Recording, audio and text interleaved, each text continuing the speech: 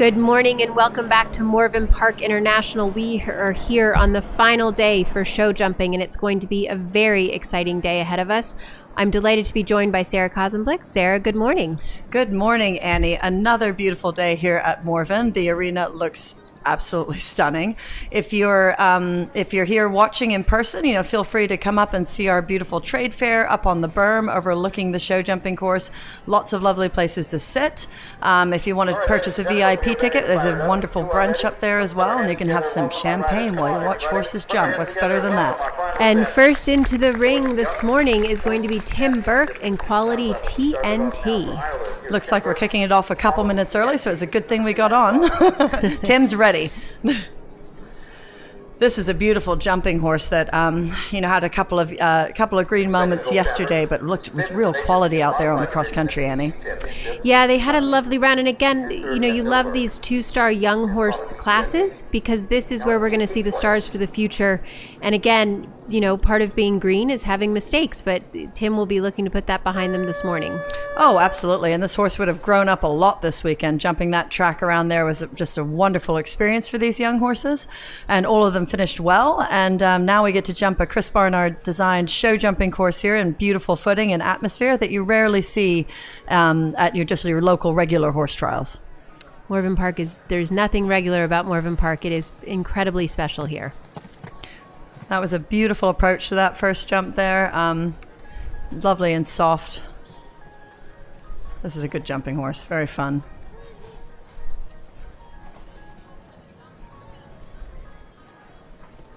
Tim does a great job producing young horses. He's done it loads of times. So we see a lot of quality horses out and about in U.S. eventing here. He's positive and soft and just does a beautiful job. Never gets upset about anything. Yeah, I think he does a lovely, lovely job. Tim's one of my favorite riders to watch. Well done. They've changed that core a little bit from yesterday, where you have that bending 7 down there to a treble today.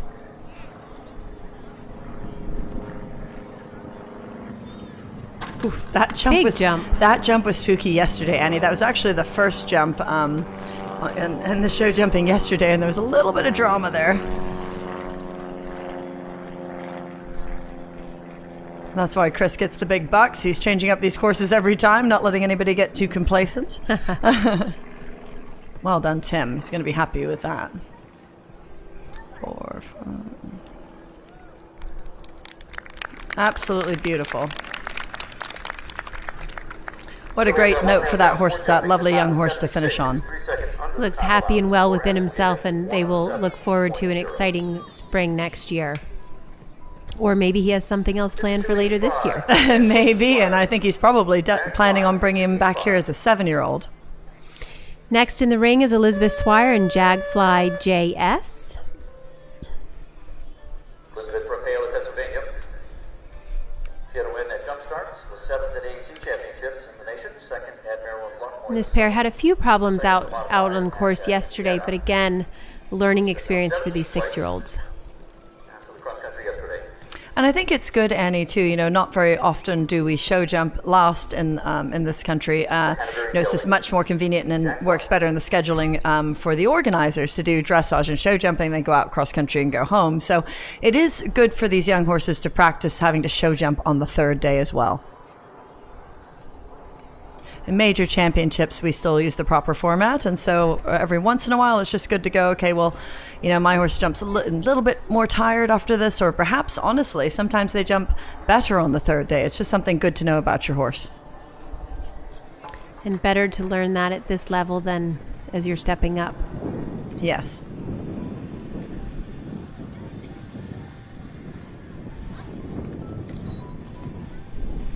And I like that they've put that triple in there off the bend, but they haven't done, like this particular jump right here does have some really spooky flowers and things in front of it, and it's been backing the horses off all weekend. But it's nice that the treble is a bit quite friendly and inviting, just plain red and white poles, and because that's a lot to look at on that bend. So I think that's, again, smart and kind course designing by Chris.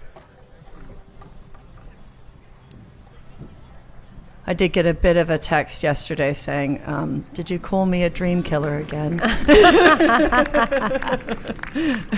and then his wife Justine sent me a text saying that, you know what Clayton calls him? I was like, no, he says, ping him out, Barnard. Ping him out, Barnard. I was like, oh God, that's worse than what I said.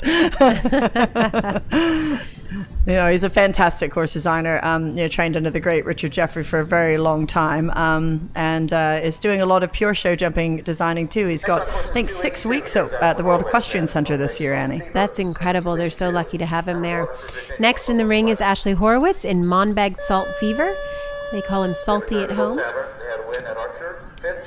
That's a cute name. I like her gray jacket too. Matching her gray horse with her gray numna. Yes. Very cute.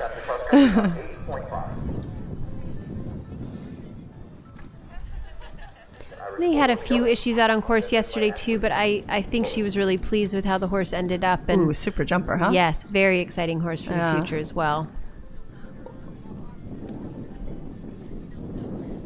All completely natural. I think it's very important when you're jumping these young horses around that you don't put too much stuff on these horses. And, you know, that we have a lot of very specific rules about what we're allowed to do boot-wise. And in FEI competition, the stewards check to make sure that the boots aren't weighted or don't have anything, nothing dodgy in there, which is good. But I've noticed more and more, and I think is correct, that these young horses don't have anything on, which because they do just sort of need to learn to jump around, and especially these lovely, loose, careful young horses. You don't want to misjudge that. There's a lot to look at in this ring for these young horses, and that fence is spooky off that again. turn. Yes, it really is. Everything rides. I know I said this yesterday, but in my opinion, everything rides like it's a whole. You need to ride it like it's a whole bigger in here. Yep. But that's great. That's all part of the whole experience of having this championship-like feel here for these young horses. I mean, they would have really learned a lot coming here. No doubt. She must be very pleased with that. That was a lovely round. It was. And he's big like, oh, smile. I need a nap now. It's so cute. These young horses trying so hard. They're like, ooh, we're a big horse now. Should be very pleased with himself. Oh, here comes the lovely Lexi Scoville. On Undertaker 7. That's a bit of a dramatic I name, know. Lexi, and she's all dressed in black as well. Woo. It's a bit ominous. Yes. And we're lucky enough to have Lexi's Chico's man for one of my girls, Kelsey Seidel. So Lexi does a lovely job with her horses. She really does a beautiful, beautiful job. And she's based now all the time in Ocala, Florida.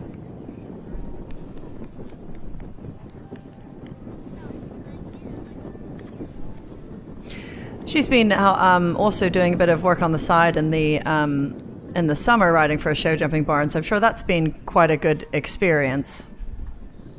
Being a bit quieter with this horse, just how it might like to go, just settling into a rhythm here, giving him a second to see everything. You know, they're all a bit different.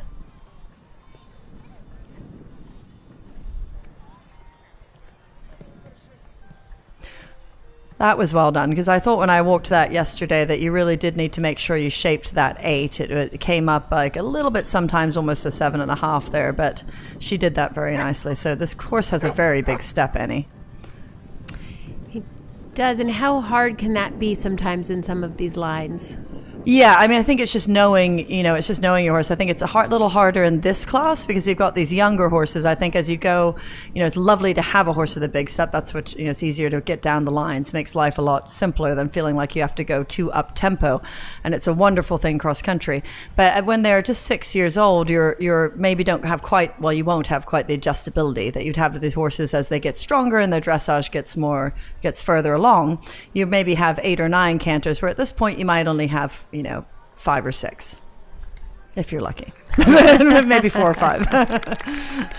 Oh, good job, Lexi. She's going to be delighted with that. I know she was very happy with this horse yesterday. It's a beautiful horse. Nice, exciting horse for the future for her. Next in the ring will be Jenny Brannigan and Royal Scandic. 281 is next here, Jenny Brannigan with your warm blood Royal Scandic. Oh, it's funny not to see Jenny in her blue coat. I'm so Yes. used to her in her blue coat. She's now wanting to have the little matching one with her horse here. Lovely hind end on this horse. Yes. Third rocking horse of the winter. Wow, and look at those quarter marks. Just going to say the same thing. Just mentioning once again the grooms here this weekend, and Jenny's remembering that's FEI. And FEI, you do have to salute, and it's a heartbreaking way to get eliminated from the competition. It's just going to make sure you know all the rules in this sport. We do have a few things that are a little different from our national rules to our FEI rules, and you just have to. It's a rider's responsibility to know all these rules. But anyway, Jenny's a beautiful show jumping rider. But we were talking about the grooms, and one of the things that they do that's probably the most noticeable is turn them out. So we're just making these comments of how beautifully this horse has turned out. But there's so much more that goes into it behind the scenes. These grooms are icing and poulticing and walking and grazing and plaiting and hacking and all the things to make sure these horses feel the best they possibly can to come in here on the third day and jump a good round. It's a mental thing as well as a physical thing. Everybody likes to have their emotional support person, and very often the grooms are that for these horses. And the grooms spend so many hours, as you say, Sarah, so they have an attachment to the horse as well as the rider and really are an integral part of the team. Yes, I know I say it a lot, but it really is like a marriage. It needs to fit perfectly or it is a disaster. So finding the right person that adds to the team in the right way is not easy. She did an inside turn there. That was actually beautiful. Yeah, touched it lightly, but still fine. I'm curious, has anybody had time faults so far? I wonder if she planned to go inside because there was a... They have not. Okay. That was a beautiful round.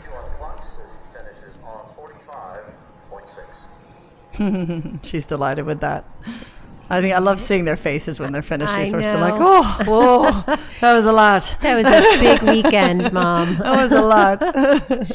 Can we go home now? Now you think about it. I mean, these horses are 6 years old, and every horse is like people. They all mature and develop at their own rate, so they're not all going to fit into the same mold. And this is meter 15. This is not messing around. They've had to do some leg yielding and lengthens and rein backs and things in the dressage. They've had to gallop around the cross country yesterday at maybe 6 minutes or so. Yep. And then they're coming in here and jumping a meter 15 show jumping round. So that's a lot to do. Here's a lovely person to watch show jump, Will Coleman, an honest man.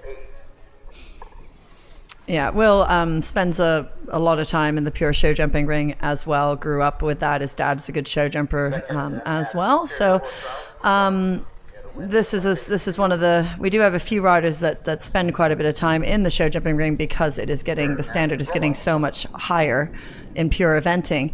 But Will will be one of the few that can go in and actually win a Grand Prix. I mean, I've seen him do it, so that's pretty exciting. And he has a couple of show jumping horses, and he also rides quite a few horses for our Hyperion stud. They've had some beautiful horses like Chin Tonic and things like that, and so he can he's a great rider for them in a lot of ways, but mainly because he can ride, they're predominantly a show jumping operation, so he can do both for them, and it all works out very well for all involved. And it's so good as an event rider to spend a lot of time doing the pure show jumping. Oh, yes. Absolutely it is.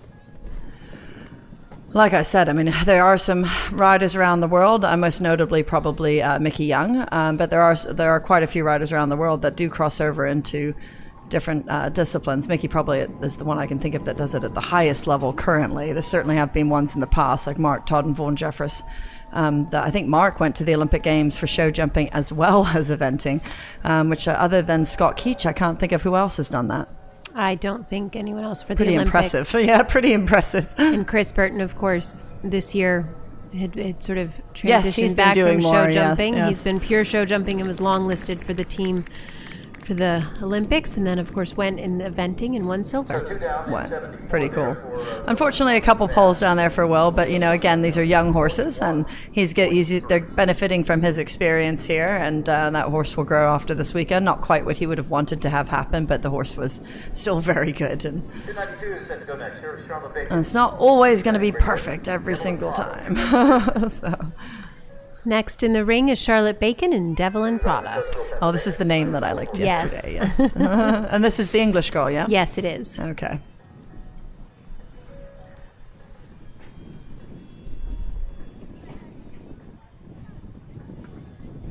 little round plump thing, isn't it? It's adorable. It's really cute. It's like a little bouncy ball.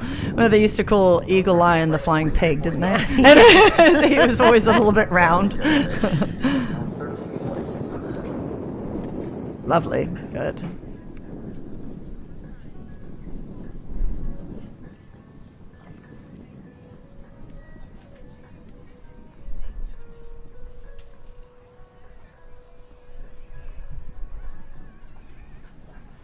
God, this thing's cute, Annie. It's adorable. And this girl looks tiny. There's a lot of ping in this one. And you can see things like that. We've seen a couple horses that, you know, they're not quite Tim's as well, and a couple they're not quite, their changes aren't confirmed yet. So you'll see a little bit of bouncing around, maybe being disunited, which does make things a little bit harder for them when they leave the floor. But this one is very clever. Does know where the pole is.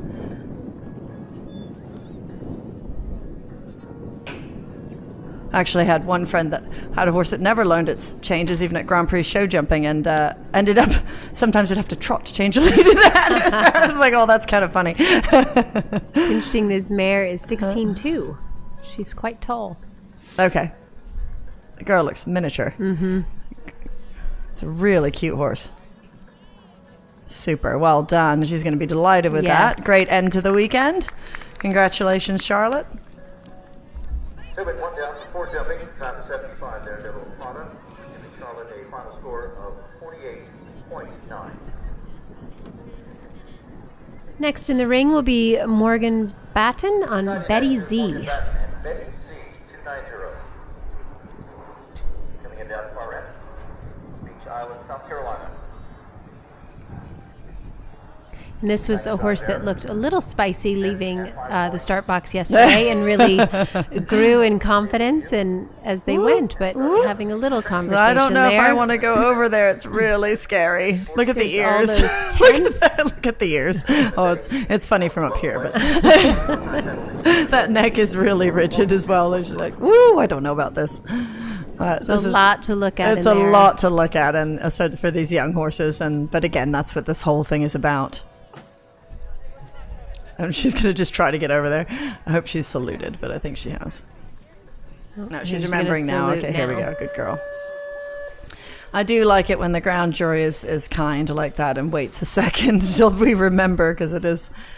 Especially as you're dealing with a bit of a handful. Yes, exactly, because that neck's getting really short on her, isn't it?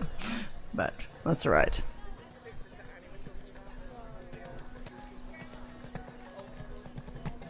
Good girl. She was right to be positive down to that. And I think, you know, this horse is, like I said, was a bit overtaken by the atmosphere, but has no problem with the jumps themselves. So that's good. As long as you can settle into him and show him his job, it actually probably helps to have something to do.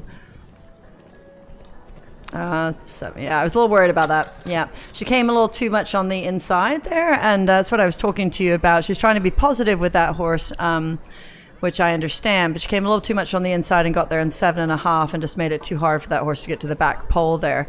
But she's dealing with a lot of other stuff here, which she's doing a great job. But what you have to do when you need to ride more forward like that is you just need to shape the turn a tiny bit more and give yourself a bit more space. Mm-hmm. That's okay, though. The horse is very good and honest to go on the way out, though. So, and to jump that one as well as it did. No, it definitely knows where the pole is. Good girl. But as I said yesterday, I do ride really well from here. So I can go in there and knock everything down myself. All right, good girl. She'll be happy with that, especially after that was a lot for that horse to look at, and really tried his hardest there. So 1 down, 4 jumping, time to 70.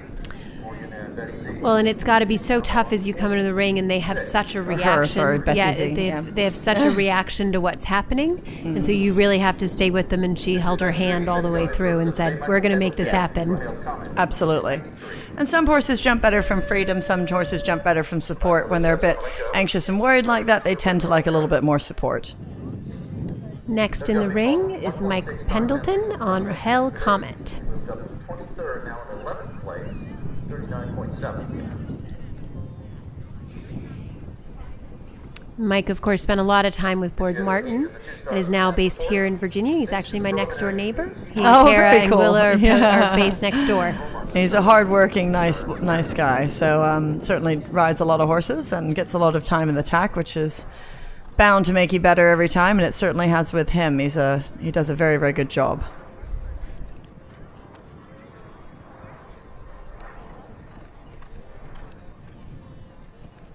He was almost a little too quiet in that 8, but it worked out perfectly. And again, it's knowing your horse. So, I mean, he clearly does, because that horse studied that double there and jumped it super. It seems to me, just from watching him here, that he likes to give this one a tiny bit of gap to the front pole, and he's doing a very good job with that. And staying a bit tall with his upper body. And that's something he will have figured out as they've been preparing for Morven Park. Yeah, exactly. And he's doing. This horse is having a lovely round.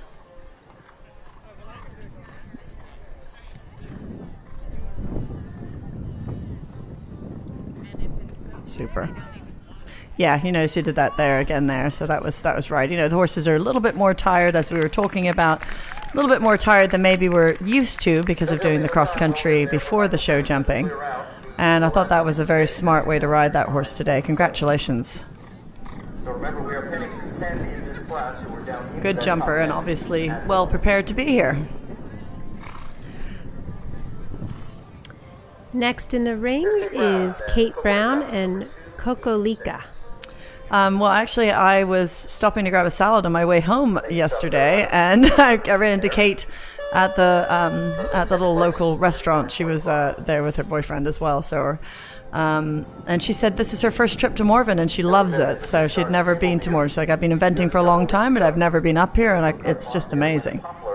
Oh, well, that's wonderful to hear. I think it is one of those places that once you come, you will keep making the trip back, just like Mark Grandia, who comes from the West Coast I know, to come join us here. Isn't that amazing? And then Kate's also been, she said, without power in Aiken for 2 weeks. So she said, maybe it's just because I have a shower and electricity. And just joking. She's going to stay a couple of days here and actually go school here at Morven on Tuesday. Morven is opening their cross-country course. So if anybody wants to come out and take advantage of schooling this cross-country course here on Tuesday, she's going to stay and do that with her other young horse that she is taking up to Fair Hill. Well, that's exciting. Mm-hmm.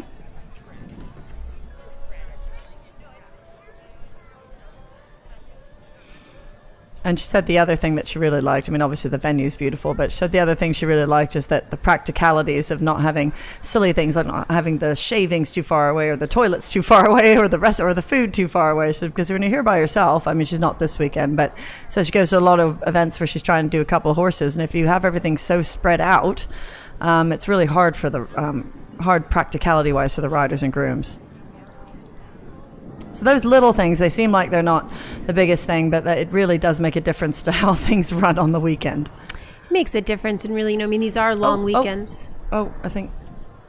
Okay. Did a different turn? Hold on. No, we're good. Okay. Sorry. Yep. I got distracted, Kate. She's got to be happy with that. Beautiful. That horse looked very confident. Yes. And a clear round there in time of 75, 4 seconds under. I think next in the ring is a horse I would like to take home. Ariel Aroni on Notorious. And this is that adorable buckskin that we were saying hi to grazing yesterday, Sarah. Yes, and as a brother to her Dutch Times horse, which is pretty pretty cool, isn't it? But what did she say we called it in the barn? Oh gosh, Noodle. That's it. Yeah, I like that. Who doesn't want a dun? Look at that. I know. They were fourth at the Fork and Tryon last month, second in New Jersey Horse Trials this summer. They also had a win at Plantation Field. Ariel also has done quite a bit of show jumping. She certainly did with her Big Bay horse, and is a lovely, lovely rider. So these two had a lovely trip across the country yesterday, just picking up 4.4 time. Mm-hmm. They come in on a 37.4. Oh, good for her. You see what I mean about the just swapping off a little bit there? That horse was quite, she sat very chilly there, just a bit greener. little bit fussier and just swapping off a bit around there, and it just Ariel showing all of her experience by just staying supportive there, because it's not easy when that happens, to leave the ground and for them to jump cleanly, and he's trying very, very hard, but he's also like, woo. So much stuff. Beautiful. A double of verticals on the way in is, carefulness, not power. And so you just want to that was a lovely ride into that off of that 7. And you kind of just want to let them pop the first 2 and then close your leg to the square oxer.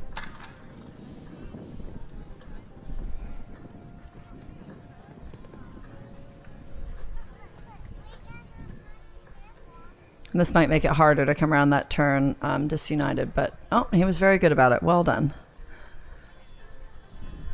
Super. Good job, Ariel. She will be very pleased with this weekend. Yeah, of course she will. No jumping time of 69 for Notorious. And they'll finish now. Great end to the weekend for them. 37.4. And definitely, you're right, Annie, the pretty horse of the... Very eye-catching. I think he knows it too, because he was just making eyes at Tim's horse. Yes. 279. And he seems like a big puppy dog. He wanted to sort of crawl into our lap yesterday as we were going by. Next into the ring is I think it's actually Mia Farley, Farley yeah. on D.A. Nixon. Oh, and I meant to tell you, so Mia was sending us a couple messages yesterday saying thanks for live stream stuff, and she said, I was actually getting a bit run away with, that's why I went down the wrong side of the roping. So that was pretty cute. I thought she had 2 fantastic rides around the 4-star yesterday. I didn't get a chance to see this horse, but so far so good. They had a great spin around. They just came home with 3.6 time, and they entered this phase on a 31.1. Super. Well, what a nice jumping horse. Yes. Lovely and soft across the ground. It's one of Debbie Adams's horses. Yes. And she knows her stuff. I mean, I honestly don't think I've ever seen Debbie not have and she really has a great eye. So obviously a top dressage judge. She's also run a lot of eventing competitions out of her farm in New Jersey. A great teacher. I mean, Debbie's done it all. And Mia is, we just love her as a rider in general. Yes. Always centered, always soft. See a lovely straight line from the elbow to the bit. Sometimes you'll hear it a lot of times when people are beginners, get your hands down, get your hands down, get your hands down. But once you start to have your balance in your center, you actually, in show jumping, you don't want to be pulling down and breaking the connection with your hand. It should be a straight line always from the elbow to the bit. And with Mia, you always see that. Lovely. Very good. Just that one down. Yeah. No big deal. That was what an exciting horse. That was beautiful. So 4 down there, 2 from home, time 75. So Tim Burke will be next in the ring on a horse called Mr. Quality. If you're looking at the live scores, they're saying that this horse has already jumped, but it has not. So here's Mr. Quality. They're showing that he jumped that he had 1 rail, but I don't think. Let's hope this horse doesn't. Well, surely he has to go in first before he can Yes. have a ball down. Exactly. You can't be giving him one in the warm up. So Mr. Quality comes forward on a 30.9. Tim's in 6th place. He was one of the riders to go double clear out the cross country. That's a yesterday. cute name. Double clears. I really It like that is. name. One of those. Moved up from 11th to 6th. He's now on 30.9. I seem to always take notice of the horses that Tim is riding because they are always lovely. Yes.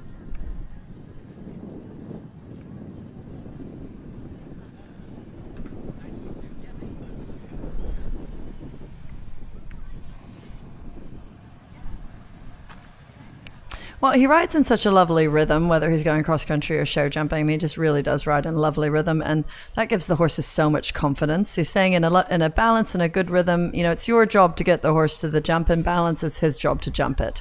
But, so Tim rides in balance and rhythm the whole way. And that gives the horse an opportunity to study it. And then if they have a pull down, they then will learn from that. But if you're kind of in the way, wing-wanging around, they don't ever learn from that because they don't have the confidence of being able to study it and think about where their body is without worrying about the rider interfering with the jump. I think the other thing too is, I've seen Tim out cross country on a green bean who's maybe spooking or doing whatever, and Tim stays so unbothered by it. Yes. That then the horse is like, oh, what am I doing? Yes. It's That's just he's always calm. Yes, so yes. unflappable that they then realize, like, oh, this seems dramatic. It's like someone having a fit of the vapors. Yes. Yeah. Well done, Tim. It's just the one down, but Just no the big one deal. down. So maybe the mystery live scoring is a little ahead of us, and we're just a little behind here, which is fine. But there is a ghost up there predicting. Yes. Staying in sixth place by point. So I love this name coming in here with Ariel Grold, and we've got Obelix. I don't know if anyone, maybe it's just an English cartoon, I don't know, but Asterix and Obelix was something that it was about these like Romans and Gaul. It's whatever, it's a cartoon thing. So here's Obelix. She's on 30.7. But Obelix is actually huge and big and fat and blonde. So This one is This not. is not. I mean, maybe should have called you Asterix. And also 17 at So this one is, of course, owned by Ariel's wonderful owner, Annie Eldridge. And they had a lovely trip around yesterday and came home clear inside the time. So they come forward on their dressage score of 30.7. Eventing Association. Well, beautiful, beautiful horse, huh? Yes.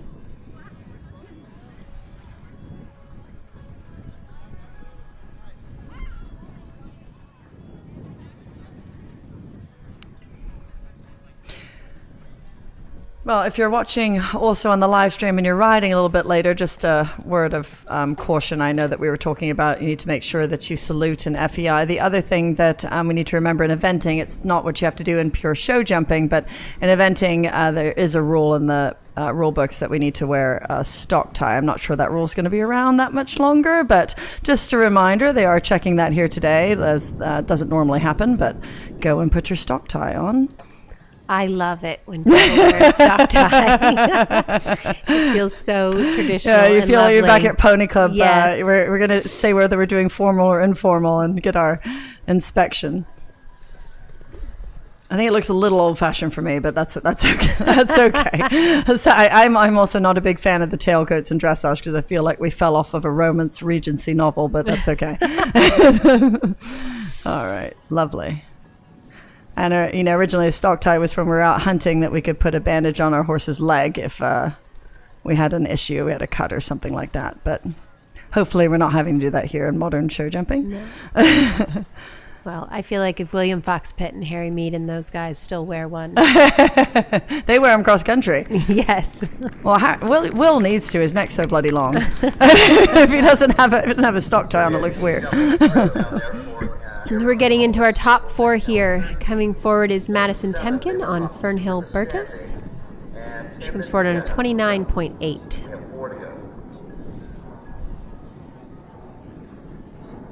297 is next. Here we have Madison Temkin and the Fernhill Burtis, number 297.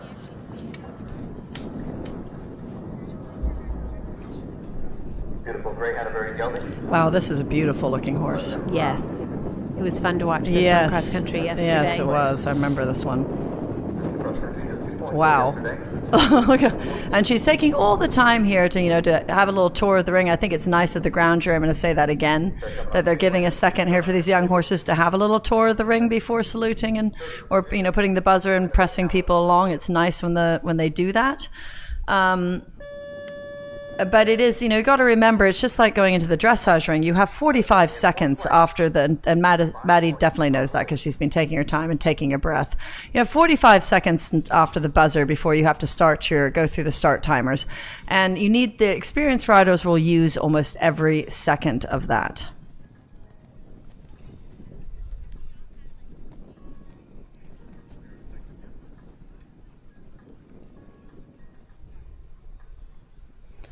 Oh, wow. I love this thing. Yes. Yeah.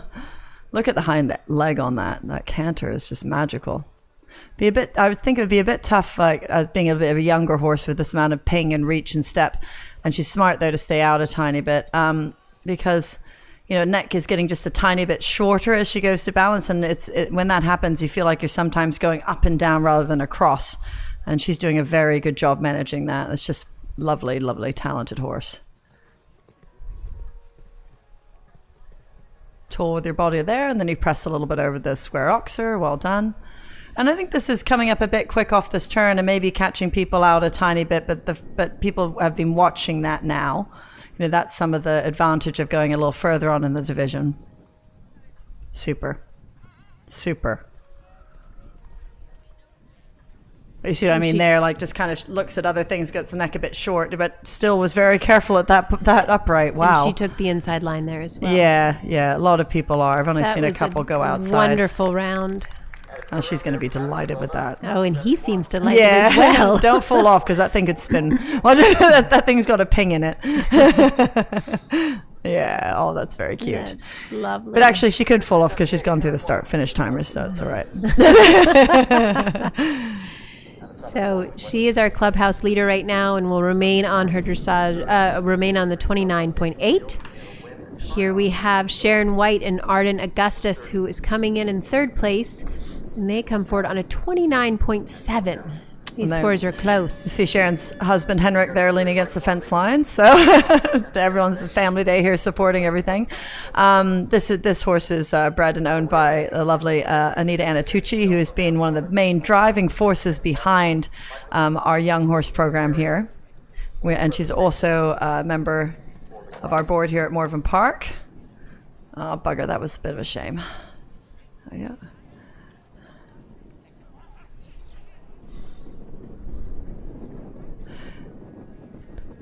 And we keep talking about how these young horse classes and finals are a wonderful thing to exhibit the breeding programs of our U.S. breeders here. It's a really hard and expensive and can sometimes be a very emotional journey trying to breed these top event horses. And we're so thankful to have people like Anita and the whole camps and people like that are breeding horses for our sport over here. Beautiful horses. And they're not just breeding, they also then have horses that they're showing and have with different riders. And so it's really must be so rewarding to see them from a baby. Oh, absolutely. Up through the levels. Well, I think they love the process of the whole thing. Yes, 100%. They just absolutely love the sport and the process of it. But it's nice for us because I think we do need to have a bit stronger. We have some beautiful quality horses over here, and we do need to not always feel like we're traveling to get them. Good job, Sharon. Sometimes it's hard when that happens to you at the very first fence. You're just a little bit like, darn it, But then she showed her experience in cool and just kept smooth all the way around and had a beautiful rest of that round. So it's wonderful. Back in the ring is Will Coleman and Box Como. And they come forward on a score of 27.2. So they're in second place overnight after cross country. And they had a lovely double clear round yesterday across the country. Yeah.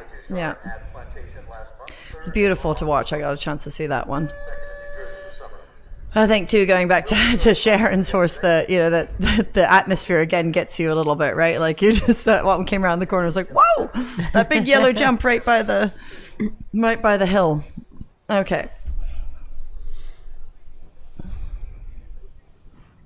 This is another beautiful horse. Will's got a good up-and-coming string of horses. He does. That one freezed a little bit at that one as that first yellow one as well. And I think it's interesting to actually see him carrying a stick on this horse. Probably won't need to use it, but just in case, buddy. Sometimes they just know it's there. Yes, exactly. Super. I mean, one thing it's kind of, I think, is important to notice. So you were mentioning William Fox Pitt. Will Coleman is also very tall. He's not as tall as Will Fox Pitt, but he's very tall. And I'm really impressed with riders with that. I mean, he's obviously a stunning rider, but to have that kind of body control, like he's so good with his upper body. So is Boyd. I find it really does take some learning when you're this long. Ariel as well, actually. Yes. Yesterday, Hannah and Lynn, we were commenting. They said, "Oh, Will had to work a little bit and move a bit there." And they said, "Oh, you mean he moved an elbow?" Yeah. Well, exactly. He's such a still rider. He is and so effective, and it's lovely to watch. Oh, he's absolutely beautiful. Yeah, but it's exactly but just the small little movement of his upper body would be Hannah Burnett's whole body. So that's why sometimes, or Philip Dutton. You watch Philip, and sometimes he looks like he's standing up really tall in the irons, but he's not that tall. So, sorry, Philip, but he's not that tall. So for him, he's actually doing the same amount of movement that maybe a Boyd or a Will are doing, but it just looks more extreme. Very good. Look how happy that horse is. Lovely. And going out on a long rein with a pat on the neck, just what you want. They will finish no worse than second. Exciting. So that means Miss Madison has moved up, right? Maddie has moved up? Yes, our overnight leader who has been leading since the first phase is Allie Knowles and Starburst. They come forward on a score of 24.8. No stranger to pressure, Allie Knowles, so she won't let that get to her at all. So it'll just depend on how her beautiful mare is doing this morning. I saw a lovely photo that U.S. Equestrian posted of Allie in one of the warm-up rings, sort of walking by and waving to her daughter, and it was just darling. Well, I'd asked, she was so funny. I'd asked her, on the first day, I'm like, can you come up and do a little bit of commentary on the live stream? She's like, I would love to, but I have this child and this going on. I'm babysitting that one, and I've got this going on here. And I thought, ooh, that sounds, try not to have a straight jacket by the end of the weekend. So she said, I know.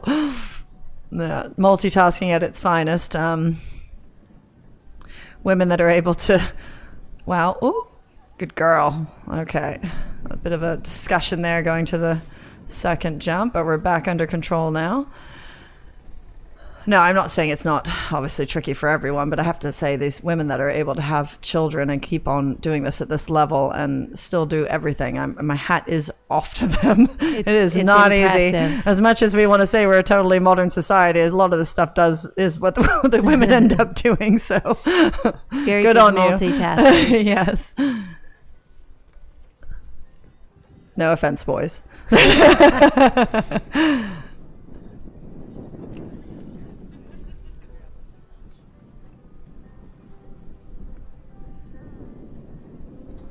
Super. She's been very clever there because this horse is a little bit sensitive in the mouth, and it could be the way this horse goes, or it could be just something from yesterday, just being a little bit of exception to that and having to adjust to that. And not like that was clever there. What a good jumping horse.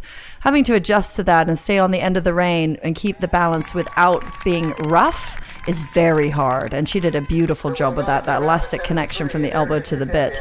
Which I don't think that's how it normally feels to her. So that was a thing she had to adjust to in the moment. Congratulations. That was fabulous. That is our 2024 USEA Developing Horse Eventing National Champion, Allie Knowles and Starburst. So congratulations to Allie and the entire team behind the Starburst. We will be back with the action from the 3-star young horse with one horse back in action at 12:15, and we will see you then. And then we have a full day. We have the 3-star, the 4-star, and the 4-star long. So we look forward to bringing you all of the action here from Morven Park International. We'll see you at 12:15. Parents, does your child love horses? U.S. Equestrian's Kids Club Stable Stars is bringing the joy of horses to the whole family. Get access to quarterly activities, learning opportunities, coloring pages, and more. You can sign your child up by going to www.usef.org, logging into your free fan account, and finding the Stable Stars Kids Club tile. Then fill out your child's information and click Enroll. Join the U.S. Equestrian Kids Club.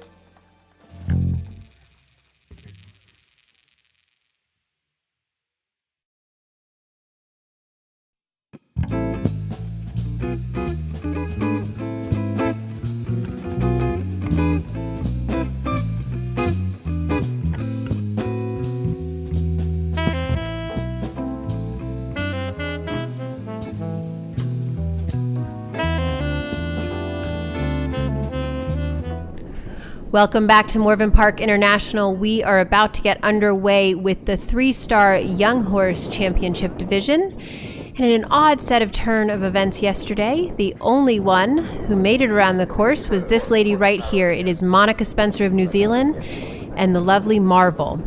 They tackled Jeff Kibbe's course yesterday and came home with 10.4 time.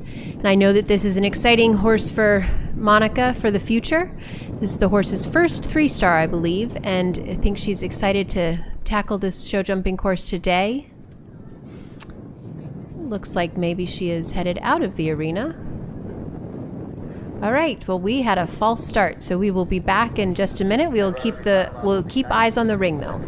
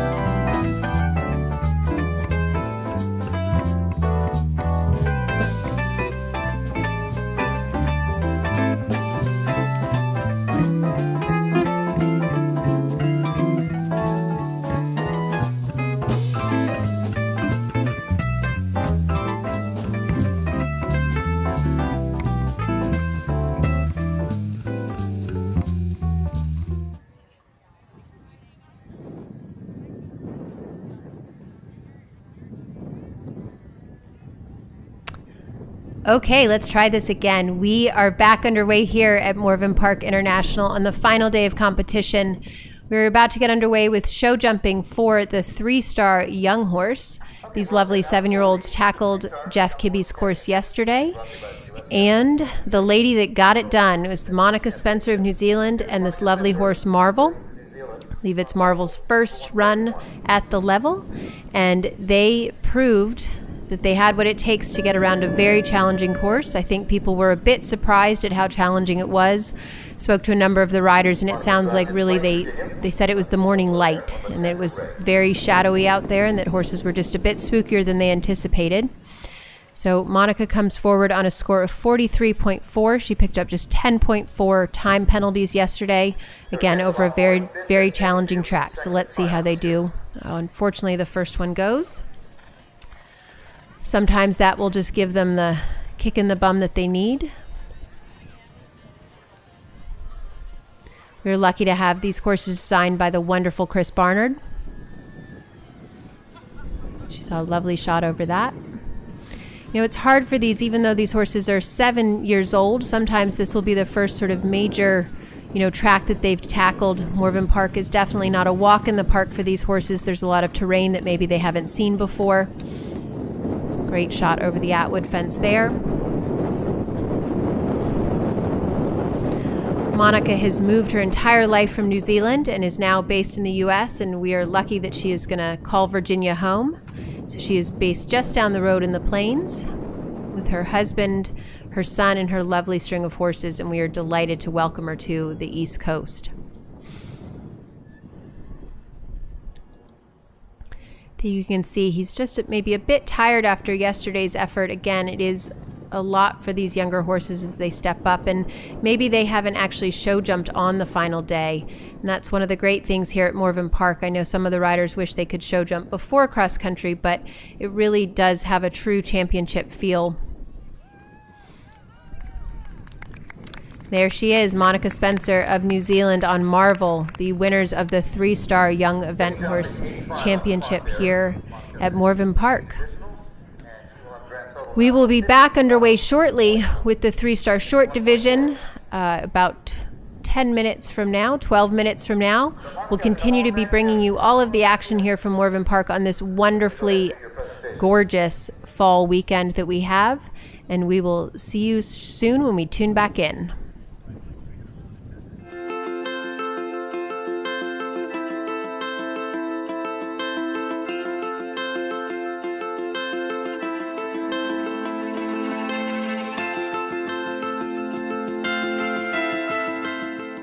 We are My Kid Brother.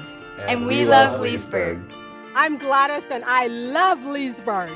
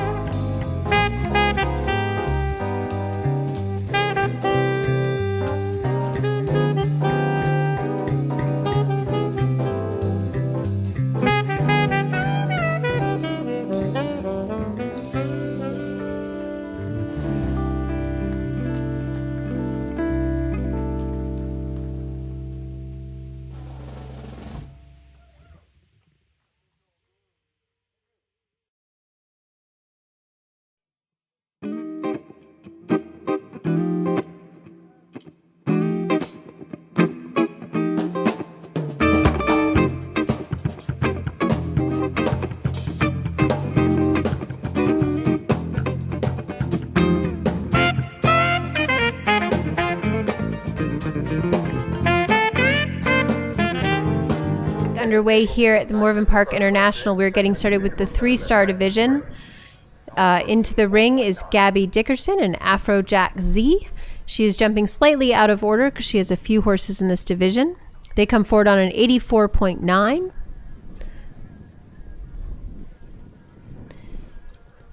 This is an 8-year-old Zangerscheid gelding.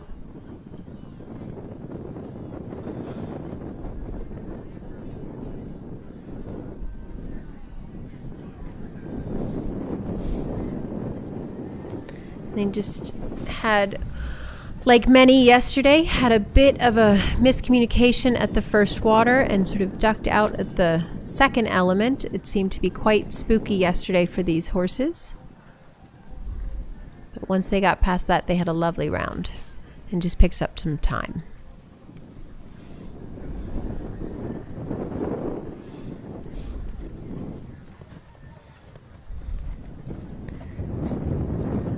And we're very lucky to have Chris Barnard as our course designer here this weekend. Fortunately, he could not make it in person as he is in Florida. But we're grateful that he sent the designs up for the team here to put together.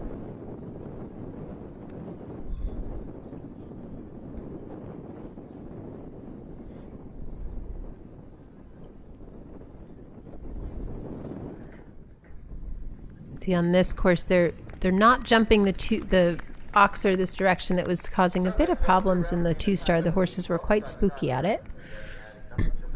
She had a lovely round there.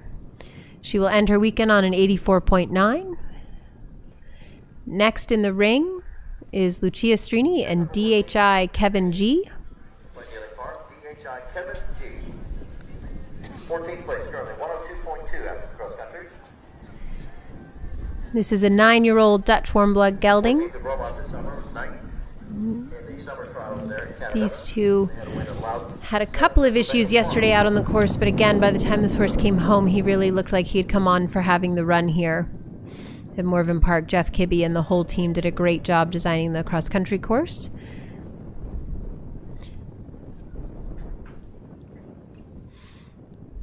As we were saying earlier, in the 2-star, it's really nice for these horses, even though it is a short format. Sometimes it is great to be able to jump after the cross country, because you start to understand how your horse feels after having run the day before.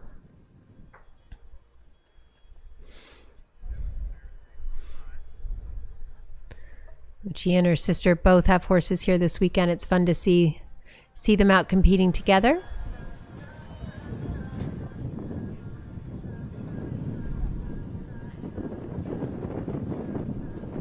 There's something about that oxer that is just making them all take a peek. Either way, they jump it.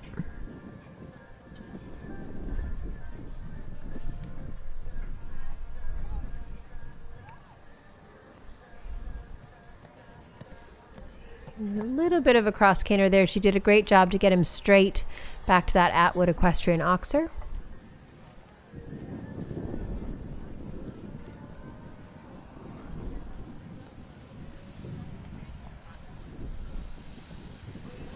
See the beautiful Morven Park mansion in the filler there.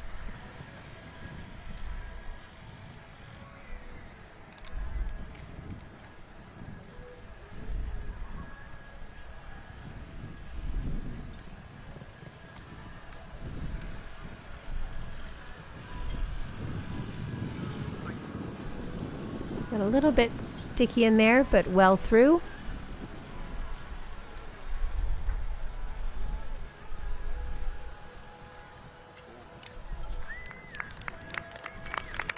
She'll be very pleased to end her weekend on that high note. There in 82 for Lucia. She finishes on 102. Next in the ring is Paige Roy, an Excel Star EI Bostonian. Another gray. Sarah and I were saying yesterday that we seem to have a lot of grays here this year, which is always very fun, and you know that those grooms have been working very hard to keep these horses looking as clean as possible, because you know a gray horse loves to roll and be as dirty as they can be.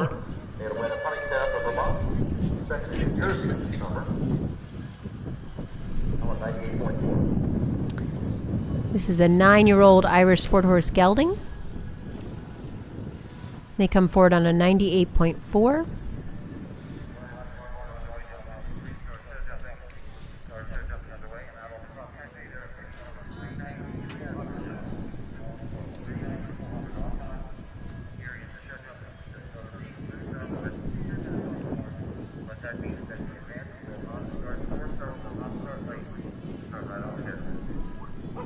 This horse has quite a bit of spring after yesterday's effort.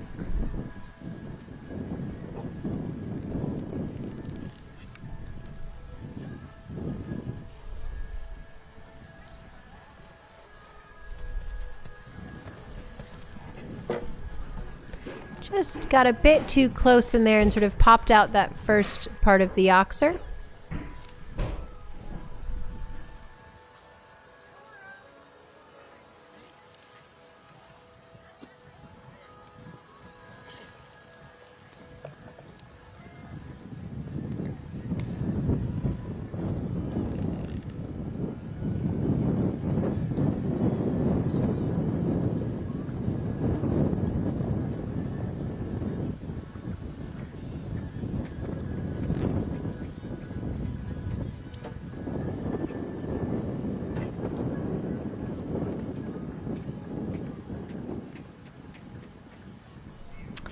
I'm delighted to be joined by the lovely Monica Spencer, who just won the previous class on her lovely Marvel. Monica, thank you for joining me.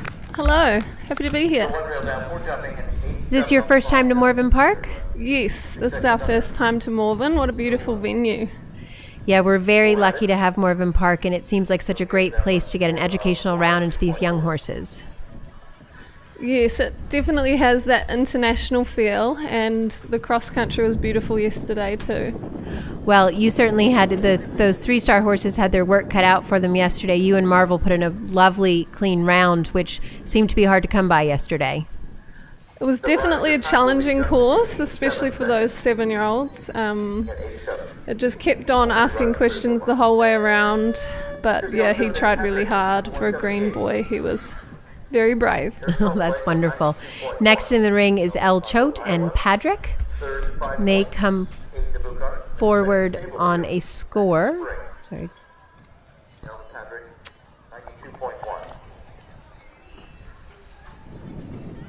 Of 92.1. Another one yesterday that took exception to that second element coming out of that first water, which seemed to prove very difficult for many.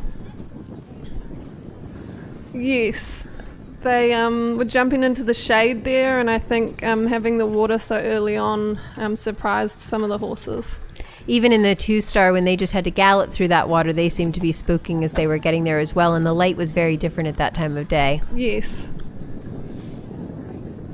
Just took a bit of the peek at the water tray there. How hard is it, Monica, if you've had a fence like that, you really have to get yourself organized and sort of kick on it and get your head back in the game? Yes, if you get a chip like that, you want to definitely ride away from the jump and get the horse back in front of your leg.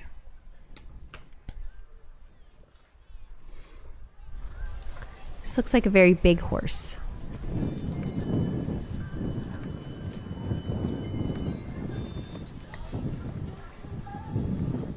Seems to be a bit sticky in front of a few of the fences.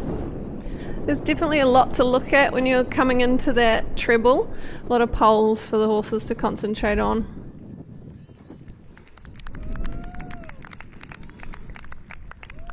They will end their weekend here, and that was a lovely round and hopefully an educational round. We look forward to seeing them back here at Morven Park in the future.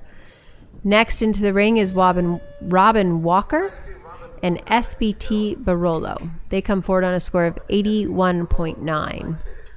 Now, I was talking to Robin earlier today. This horse is coming back from a bit of time off, so I know he was pleased with him yesterday.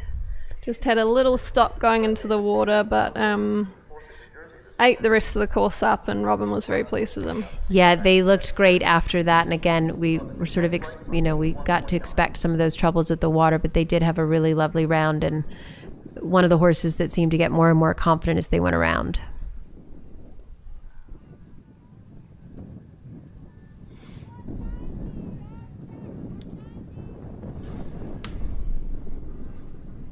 And Robin and the team have a number of horses competing here this weekend.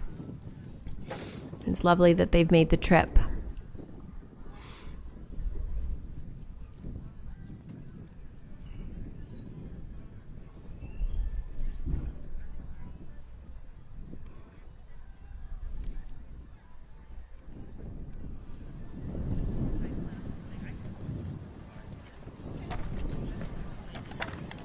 Oh. Just got a little bit of a stall going into that double, and then didn't quite make the distance to have that B element.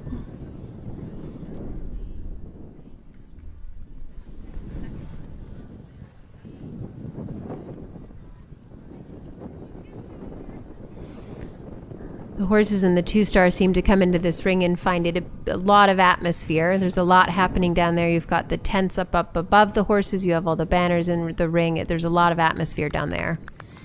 Yes, and that's why one of the reasons it's so great to have these amazing venues, because you're getting these young horses into an atmosphere when they're early in their careers and not having to, get used to it when they're jumping 1.30 m instead of 1.15 m, It's always helpful. I think the other thing that Sarah and I have been discussing too is actually, even though this is a short format, show jumping after cross country, it will give you a sense of how your horse handles that after, a big day the day before. Yes, it was definitely good practice for Marvel, my horse. He was a different horse to show jump today, and he had 2 poles down, which is unlike him. He normally jumps clear rounds, so it was nice to learn some things about him and how I would change the warm-up or things like that, give him a bit more feed. Yeah. A little more energy for that third day. Next, we have underway Audrey Ogan and Always Cooley.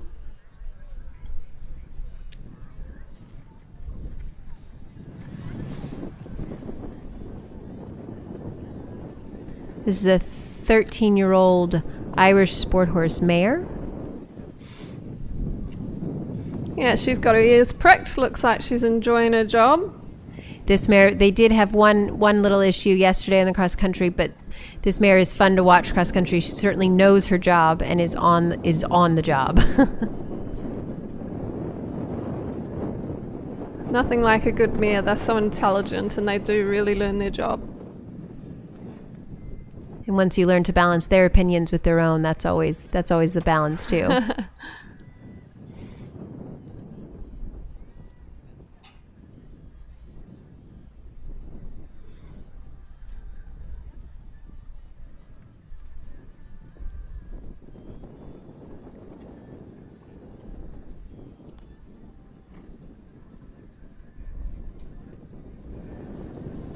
She looks fresh and happy, though, after yesterday.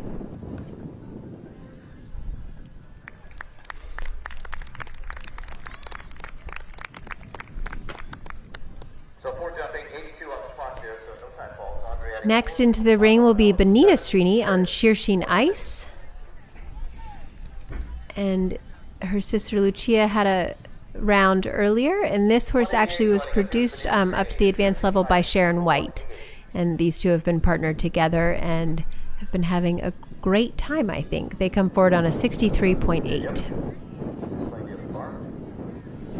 3 Irish gelding.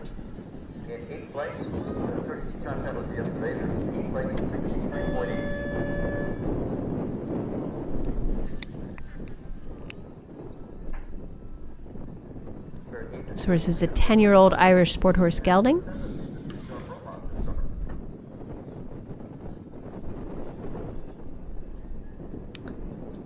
And they jumped around clear yesterday, just picked up time.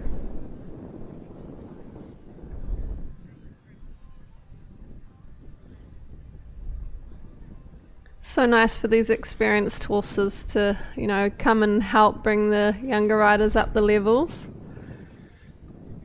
It's so important, and yesterday we were saying sometimes it can be, it's wonderful to have that experience, but you still have to ride incredibly well and accurate because these horses know what they're doing, but they're not going to do the job for you.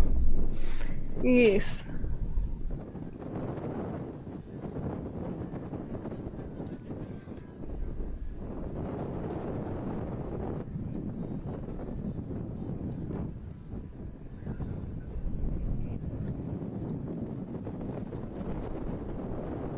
Like maybe she could have come a bit more forward out of that turn, but it might just be the way he goes.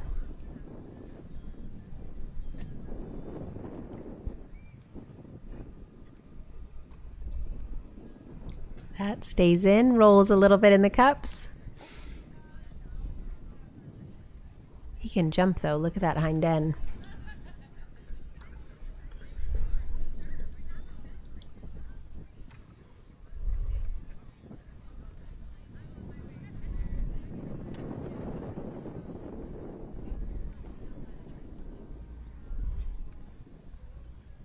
We're saying we're so lucky to have Chris Barnard is the course designer here. He's such a pro, and we'll be designing down at WEC, so proper show jumping, and we're so lucky to have him part of the Morven Park family and designing here for us, because it really puts forward a great track for these horses as they're coming off a big day yesterday.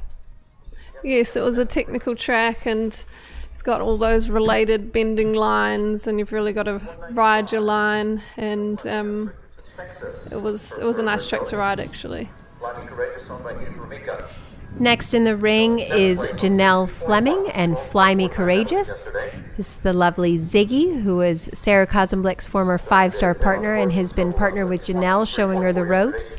And these two have a wonderful partnership, and this horse is so much fun to watch across the country. He really knows his job. He's 19, he's a thoroughbred, and he was born for a track like yesterday's cross country. And I know these two are excited. It's interesting, they have a pin on their score sheet, but Janelle is not sure that she actually had the pin. So that is, but regardless, Ziggy came home happy as a clam, and it's wonderful to see these two out here together.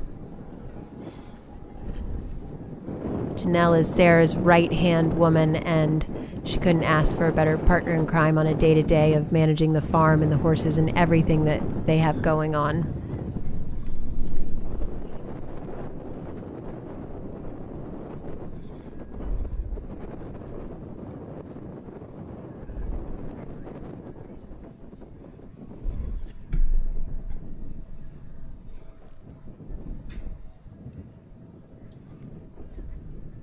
I think Ziggy would not be the easiest ride, as he is set in his ways at 19 and has opinions about how things should go. Oh, he just kicked the stand there on the way out of that double, so he didn't actually hit the pole, looked like.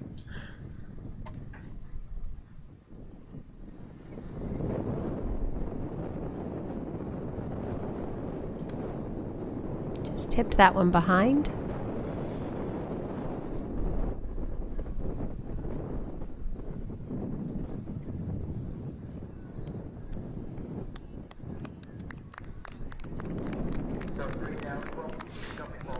It's wonderful to see Janelle Fleming and Fly Me Courageous wrap up their weekend. They had 2 down, but again, wonderful learning experience for Janelle and the lovely Ziggy. Next in the ring will be Julia Finello on Quickly. And these two did go quickly on the cross country yesterday.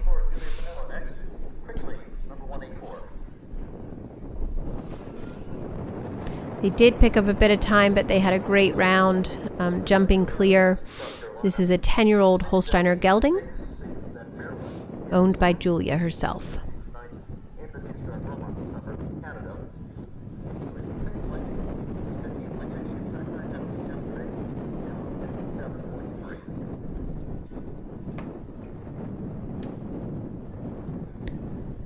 They gave that one some air.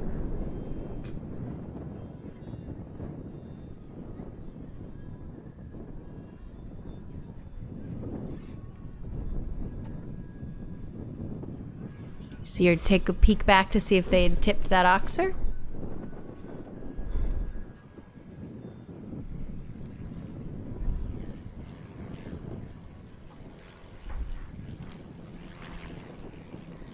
Wow. He's a real jumper, this one. He is. Ooh. Another peek at that water tray. It seems like there's a bit of a shadow underneath it now. It just seems to have gotten a bit sticky after that big jump at the Atwood oxer. There we go.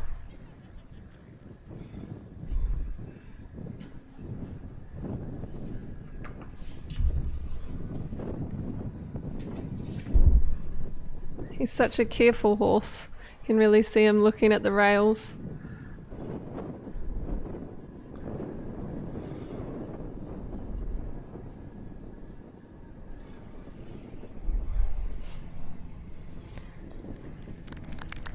Well, they will be pleased with the weekend that they have had here. No jumping balls, and the time is 79 for Julia Quickly. Finish on 57.3.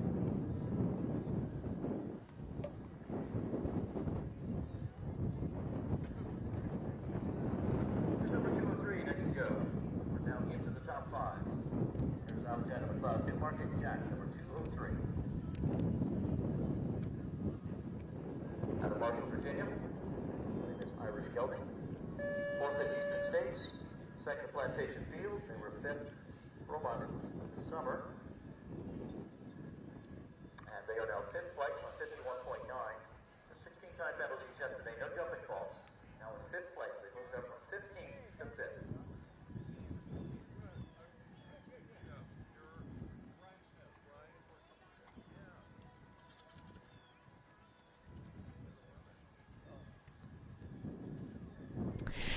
Well, it was delightful to have Monica Spencer in here with me this morning. She just had to go back to the barns, as you know, lots of horses and lots of things to do. We're so happy that she was here at Morven Park this weekend and had a great trip on her horse Marvel. We are still underway in the 3-star short, and we have Alexander McLeod and Newmarket Jack in the ring. And they picked up just a bit of time yesterday, came home with 16 time penalties. This is a 15-year-old Irish sport horse gelding. And these two have been partnered together for a bit, and it's lovely to see them back out.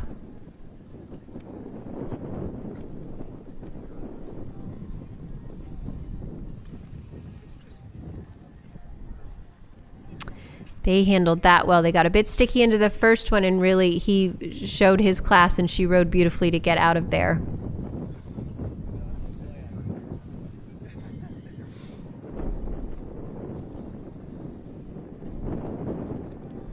Lovely shot through there.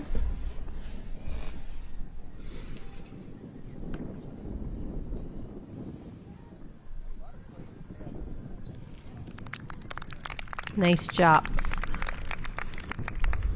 That last fence is the Piedmont Equine Fence, and they are wonderful sponsors of the under 25 riders here this weekend, and we are delighted to have them back to sponsor these young riders. It's so important that we support this younger generation coming up, and Piedmont Equine has been a great supporter of that under 25 division.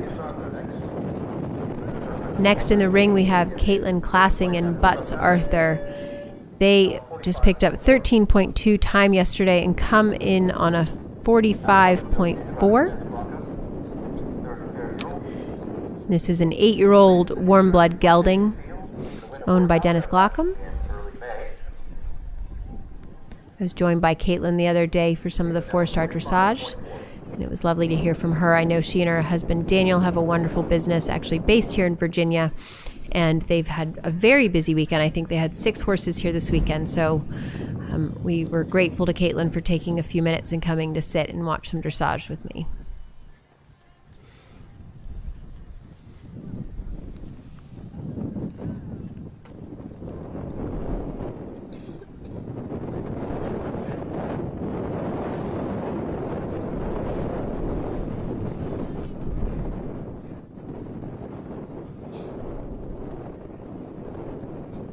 Good shot over that oxer. It seems like maybe sometimes that first fence, they just maybe aren't quite paying enough attention, but seems to have woken him up.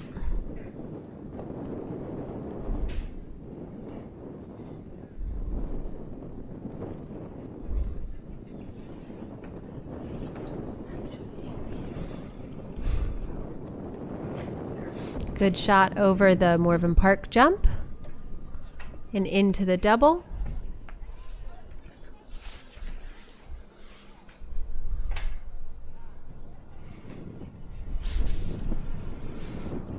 She did well just to sit quietly there. He seemed to have an opinion on where they should go from. Nice ride through the triple.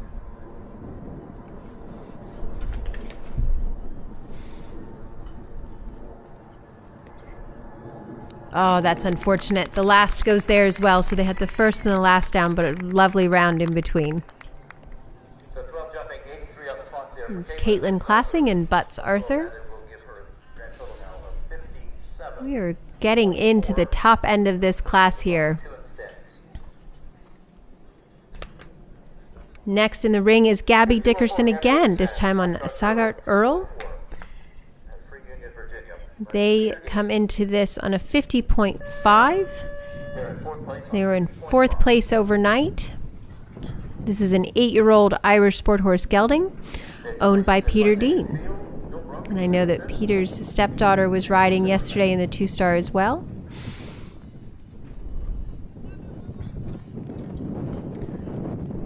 And these two just picked up 12 time penalties yesterday across what was a very difficult 3-star short track.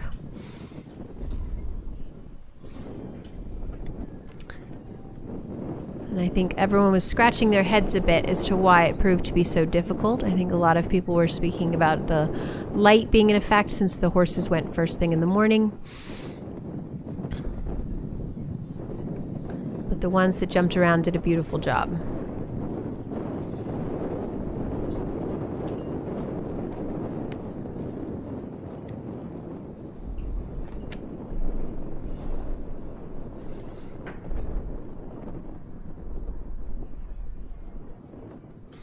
This horse is a lovely type, and Gabby's riding him beautifully. Some are finding that distance a bit tighter than others.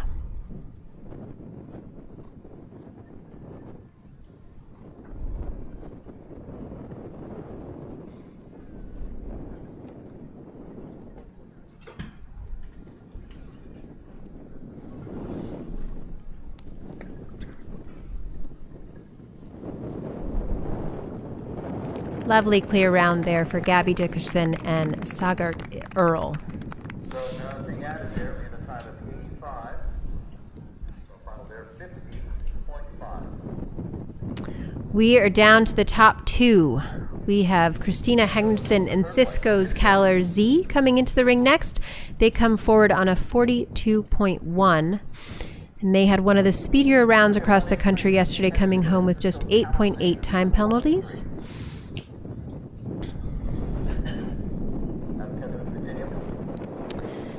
This horse is a 9-year-old Zengerscheid gelding owned by Christina.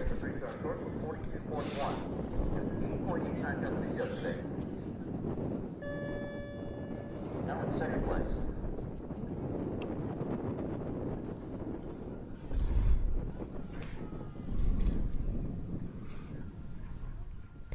He looks quite expressive.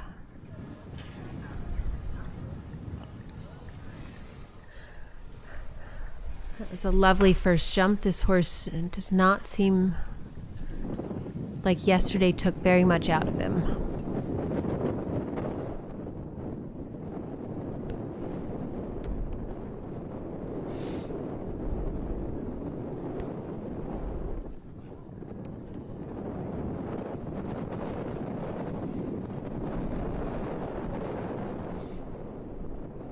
Wow, that was quite a distance to that Atwood Equestrian Oxer. This horse is lovely and uphill and lets him keep riding her, or lets her keep riding to the fences, and he has got quite a spring.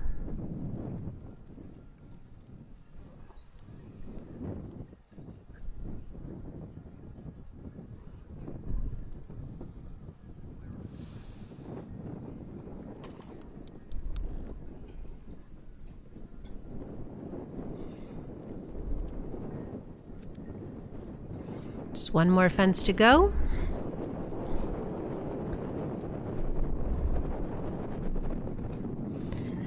There's a lovely clear round there for Christina Henriksen and Cisco's Caller Z. They will end up no worse than second place.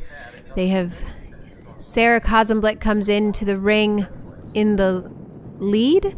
She's on a 29.2, so she has 2 rails in hand. She is partnered with the lovely Rock Phantom, who is a 13-year-old Irish sport horse gelding who I know she thinks the world of. She's been very open that this summer Rocky had an operation on his neck. She had noticed that he just didn't feel exactly right, and that operation has made a big difference. And she is delighted to have her lovely Rocky back in the ring with her. And she's taken her time bringing him back. And I know that she was excited to have a great round yesterday around the tricky track. She was actually our fastest of the day, just coming home 1 second over the time. I would say show jumping is maybe not Rocky's favorite day, but I know Sarah does a ton of work to figure out what makes each of the horses tick and how to help them perform their best.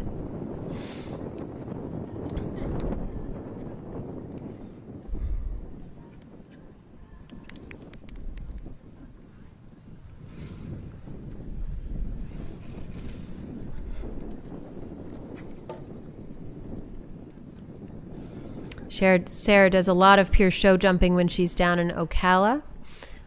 She takes her longtime partner Reuben, and she has the lovely Otter as well. And she will do some of those future prees and other things like that. So she is no stranger to the show jump arena. And her stock has taken a bit of a flyer. She was complaining earlier about having to wear a stock tie. She doesn't think it looks very modern.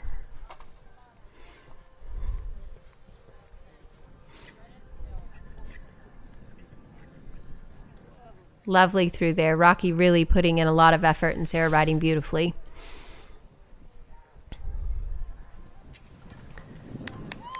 Lovely. Sarah will be delighted with that. We are so happy for Sarah. I know that she has taken a lot of time and effort to bring this wonderful horse back, and you can see how much it means to her. And she is just delighted. Well, that is a very happy finish to the 3-star here at Morven Park International. Your podium for this class will be Sarah Kozenblick in the lovely Rock Phantom. In second is Christina Hendrickson in Cisco's Caller Z. And in third, Gabby Dickerson in Asagart Earl. We will be back with the action from the 4-star short, which is the first qualifier for the U.S. Equestrian Open.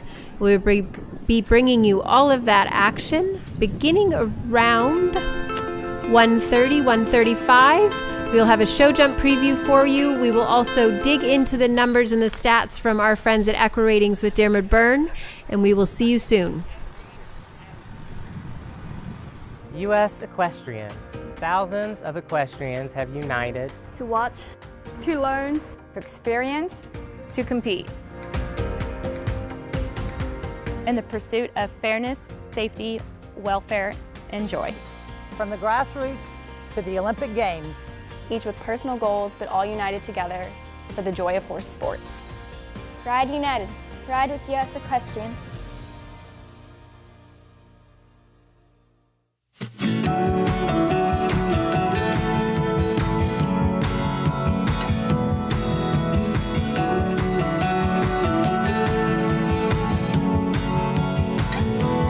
There's a place where I belong.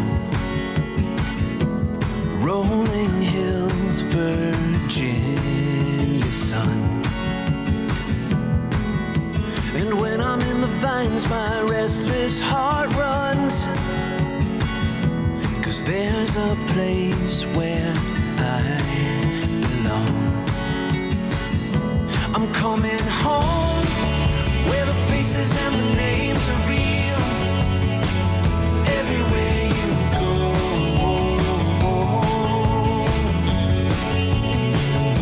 Been on my own, and there's something that I need to feel.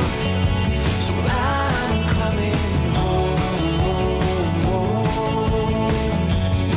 I heard about McCulley's from my friends in the racing industry. A couple years after I started feeding McCulley's, and I was very happy with the product. My best horse had to go in and have colic surgery. And after the surgery, he wouldn't eat anything at the hospital. And then I brought McCulley's for him to eat, which is what all of my horses eat. And he went straight forward. That horse has recovered from the surgeries back to the highest level of my sport, and he is back 100%.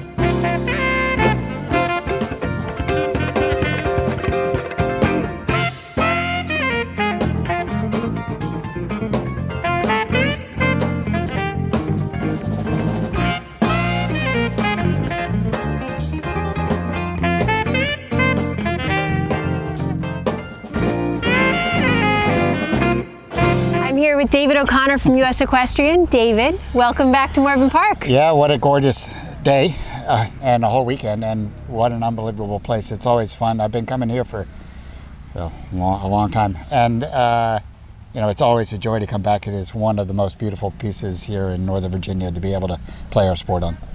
So we have an incredible weekend this weekend. We've got so many divisions running, but one very special division is sort of kicking off a year-long U.S. Equestrian Open. Tell us about the Open and why it's so exciting. Yeah, no, we're really excited about it. We're trying to think of what could be a little bit of a game changer for the sport. How could it work? And so the creation, looking at other sports, right? You look at FedEx Cup and you look at series in tennis. You're like, oh, maybe we could do that here, so somebody could follow the sport all year round instead of just having the one-off, right? And just having the good weekend. And so we put the series together, all the level of competitions all during the year, so people can track. And then there's a series winner, and it leads to this the U.S. Open for eventing here at Morven Park in October. We're excited about it. It's a game-changing amount of prize money, and I think from a fan point of view, and also a place where we can have the sport grow, so people can follow. I've always been a real believer, and I think we've been around for a long time, in that you can feel once you get somebody here for the first time, they're hooked. Yes. And they come back, and they come back. So how do you get somebody here for the first time? And we think that this product is something where we can get somebody in the door. Once they're in the door, off we go. When it gives people a chance, as you say, other sports do this. You know, I mean, people follow football, they follow other things, and they have their kicker, their quarterback, or their person that they follow.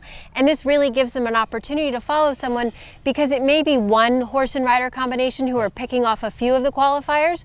You might have someone with 3 or 4 younger horses coming through. Absolutely. And really have a chance to follow them and watch these horses develop. Yeah, and watch them progress and watch them come onto the scene. And I think that is the whole key, is like, how do we create this these personalities that people can become a part of, equine and human, right? So I'm a big believer of equine personalities. And so how can they get attached to them and like, God, what did you do this way? What did you do this way? And where is he going next? And that's what this whole concept is about. And, you know, it leads to here, you know, which is one of the most beautiful, iconic venues that we have. Morven Park is, I think it really is the best place to kick off the series and to finish the series. But you're right, the amount of prize money on offer, I know that the riders are beyond excited. And it is a really incredible thing that U.S. Equestrian was able to come up with and really put forward. And it's really, you can also think about October being a month of eventing, because next weekend is the Maryland 5-star, you know, up in northern Maryland, and have this the weekend before.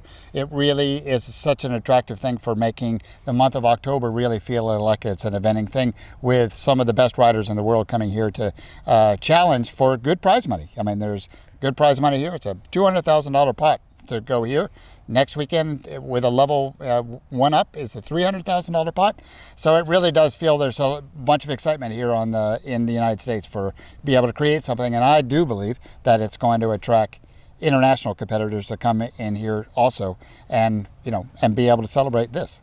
Well, we really are excited to kick off the qualifiers here at Morven Park. We're delighted that you and the U.S. Equestrian team are here, and we cannot wait to follow along and tune in next year, this weekend, to see who wins the whole shebang.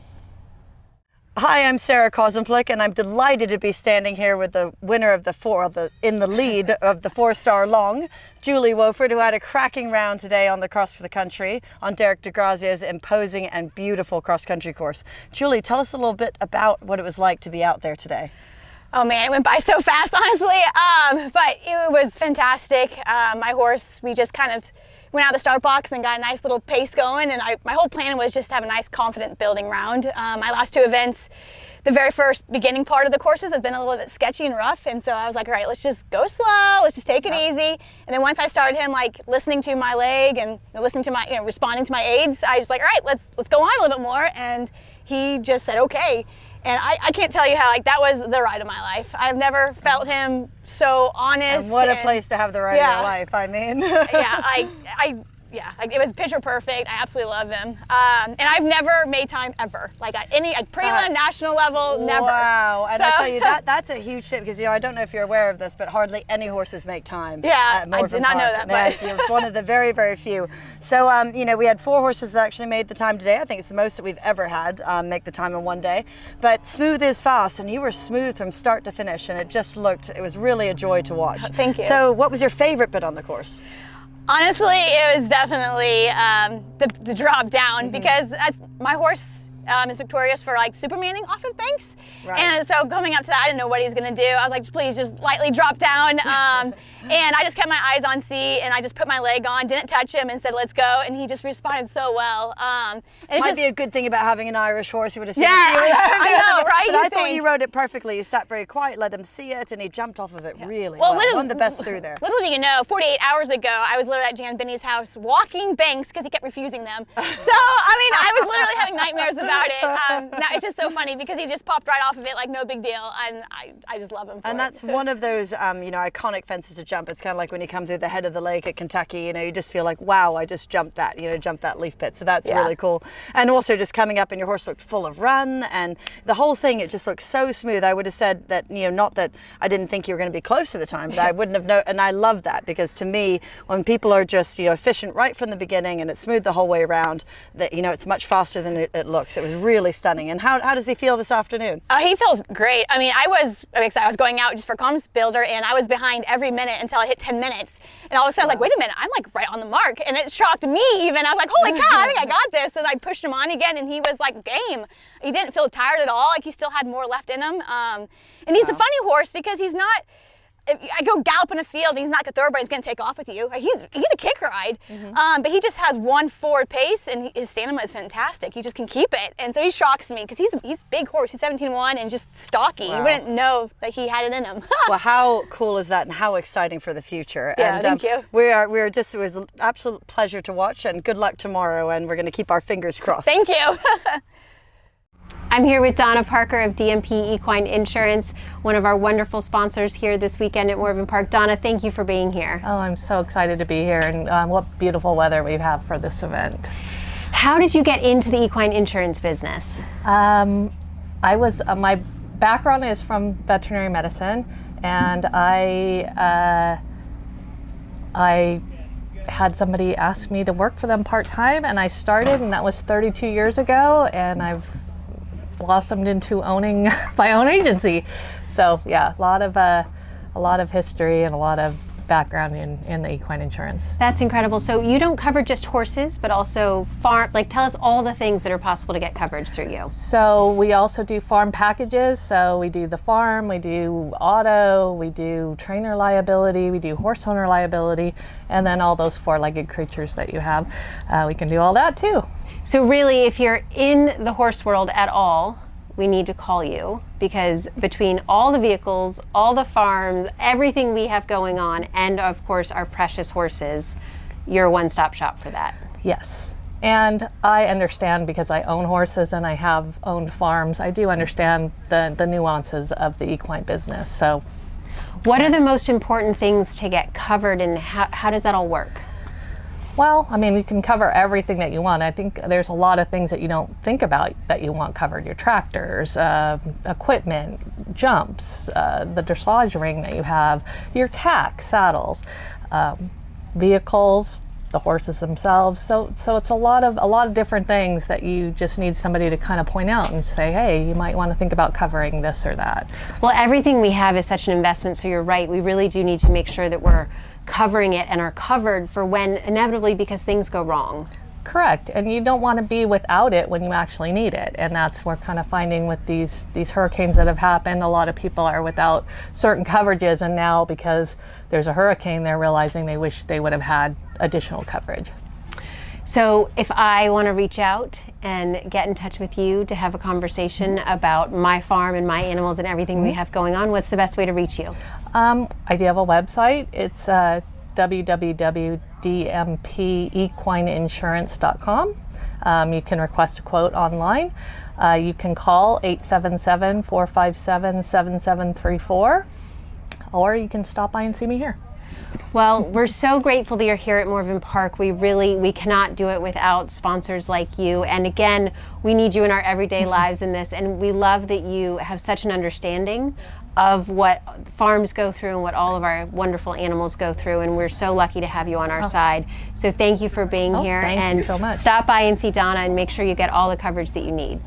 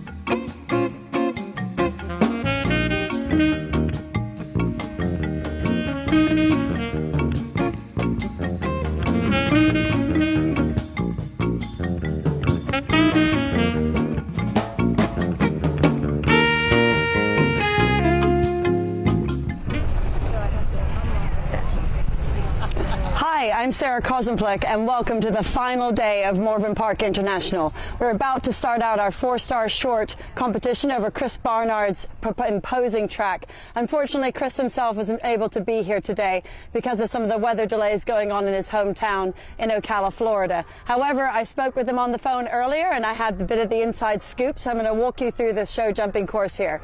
So we're going to come in, the very first fence is going to be this imposing yellow oxer here, sponsored by Atwood Equestrian, which is the footing here in this beautiful arena. And then you're going to come around. It's most likely going to be 8 steps down to number 2, that vertical by the judges' stand. Then you're going to come around the corner to the beautiful mansion jump here, at the vertical jump here at Morven Park jump.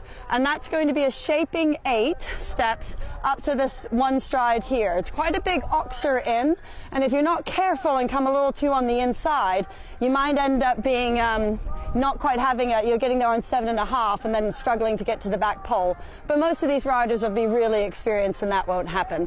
But you're going to keep moving around the turn because time is a factor in proper show jumping. Moving around the turn to that triple bar. Chris has made the triple bar in this class. He did also do it in the 3-star. He didn't do it in the 2-star because it does make it a harder question to do a triple bar down to a treble that he has here. It's 7 steps down to a double of verticals, which is just carefulness. That's not power. Double of verticals and then leg on to the square oxer out. Then you're going to move around the turn and you have this 6 stride going up the middle of the arena. Beautiful Mars Equestrian jump there, which is, he's made it a little bit nice. It's a tiny bit ascending. The Mars Equestrian jump there, so that's 6. Then it's going to be a shaping 8 to the Art of Noticing vertical at the top. And I know I'm saying a lot of numbers, but that's why this course is a lot more technical than the other courses that we've jumped here today. And it's very easy to kind of get a little bit in a fuddle, not thinking about where you are in your numbers. So Art of Noticing, then you come around and jump the Liverpool at fence 10. In this class it's a little harder because the Liverpool is being pulled back, so it makes it harder when the water is behind the vertical. Then you're going to do another, either a nice 7, a little bit on the inside, a bit moving, to the beautiful big burgundy oxer there at the bottom of the arena. You could also do a shaping 8 if you were a bit worried about the horses jumping the Liverpool and wanted to play it a little careful. Then you go all the way around the turn to this beautiful big last fence here, here at the end. So we have peak performance, I believe, there at the or at the end of our track. So that is our show jumping here today, and we are very, very tight in these top few horses. So I cannot wait to come up and join Annie and watch the action. Okay, all right. Well, it was wonderful to hear from Sarah there and get a look at Chris Barnard's wonderful show jumping arena here at Morven Park International. I'm delighted to be joined by Dermot Byrne from Equiratings. Dermot, welcome to Morven Park. Thanks, Annie. What a pleasure to be here. Is this your first time to Morven Park? Yeah, my first time, and you hear lots of things, and certainly in our business we're always looking at you see the names of all the venues frequently, but being here and actually getting to experience so much of the venue. Obviously we've had great weather, which adds to it, but to be honest, walking around, seeing the cross-country track, seeing all the infrastructure that's in place, seeing all the stabling, the facilities, the people, the enthusiasm, it's been an incredible experience to be here as part of the US Equestrian Open first qualifier, but equally the excitement building towards having a final here next year and all of the possibilities and all of the excitement and plans that are going on at the moment. So yeah, no, incredible couple of days. Yeah, the team here at Morven Park really does an incredible job year round. And, I grew up just down the road here, so I've grown up coming here, and it just gets better and better. And when you've got a course designer like Derek DeGrazia, I really don't think there's a better place to prep your horses for a 5-star than coming here to Morven Park to do the short or the long. Yeah, and I think, look, that's certainly something that comes out when you're talking to the riders, that actually it's a real test. And part of that means like you have to want to come and take it on. Now I think for a final, which in 2025 we'll see a showcase, I think that will be a global showcase. I expect with the level of prize fund, with the level of with the ground, with the quality of the test that it's going to be, I expect you see something that gets shared all around the world. But as you say, it's not it's not resting on a single series or just a single thing in 2025 that's to come. The history, the pictures that we're seeing on screen now, the stories, I sat with David O'Connor having a coffee this morning. I know you got a chance, and the interview is on stream, talking to him, but sitting listening to 50 years of Morven Park, of where it has come from, of all of the investment, of the time, of the generations that have been through here. It's a really special place. It's an incredibly special place, and I'm so excited that the U.S. Equestrian Open, as you say, this is the first qualifier, and we will get into that class in just a second, but really looking at the final in 2025, I mean, really, I think it just shows that Morven Park is going from strength to strength, and we have a bright future ahead of us here. Let's dig into this class today, because I think we could have a very exciting final, and it is our first qualifier, so folks will be looking for some of those precious points as we kick off the qualifying rounds.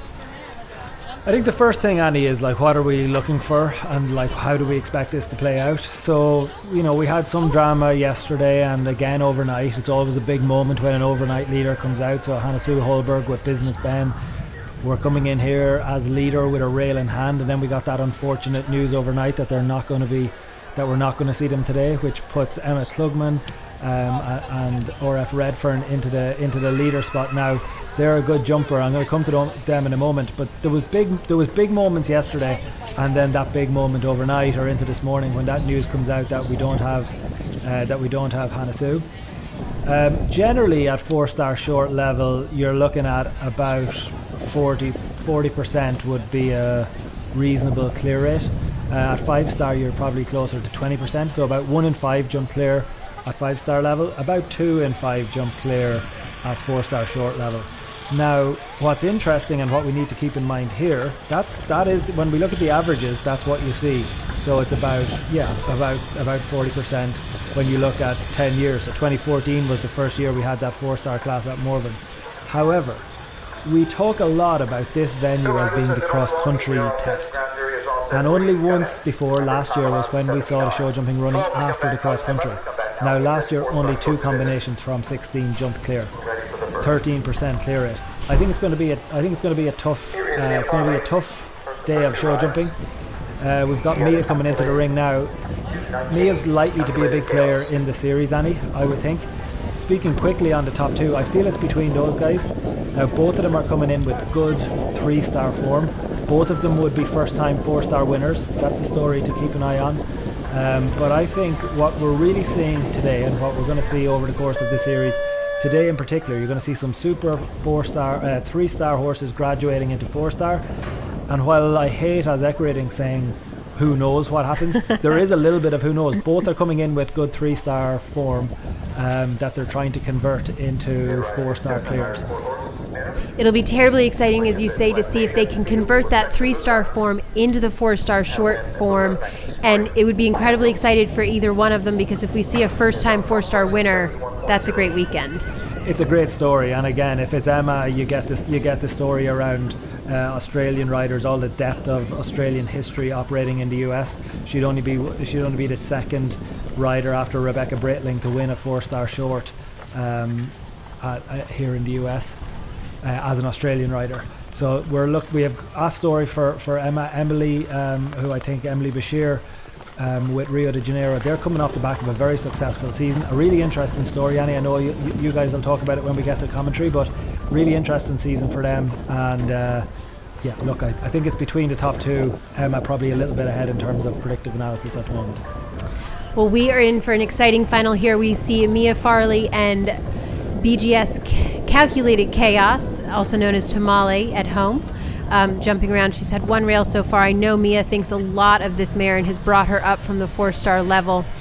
She's brought her up to the 4-star level on her own, so it's really incredible to produce a horse this level and have the partnership that she and Mia have. I'm delighted to be joined by our 3-star short winner, my friend Sarah Kozenblick. Hello, Annie. Gosh, what a beautiful course that Chris Barnard has set here all weekend, even from afar. And he's been ably assisted by the team here, and Kathy White stepped in to make sure we have his courses here presented for us today. And Mia is going to be delighted with that. I know she was very happy with this horse yesterday. She was saying that it was quite strong, and that's how she ended up on the wrong side of the ropes. And a couple times you and I were like, oh, she's swinging out a bit wide, but I think she was just saying the horse is a tiny bit stronger yesterday, but that's not a bad thing. Obviously keen and ready to go. Super jumping horse. Yeah, that's actually one of the sort of pivotal moments in the cross country yesterday that Darren and I were talking about, was Mia's time there outside of the ropes, because, you know, she'll have a good crack at putting together a lot of qualifying points for this series as we go forward with, you know, number of horses at this level. Next in the ring is Jules Ennis Batters on Coolio. They come forward on a score of 61.6.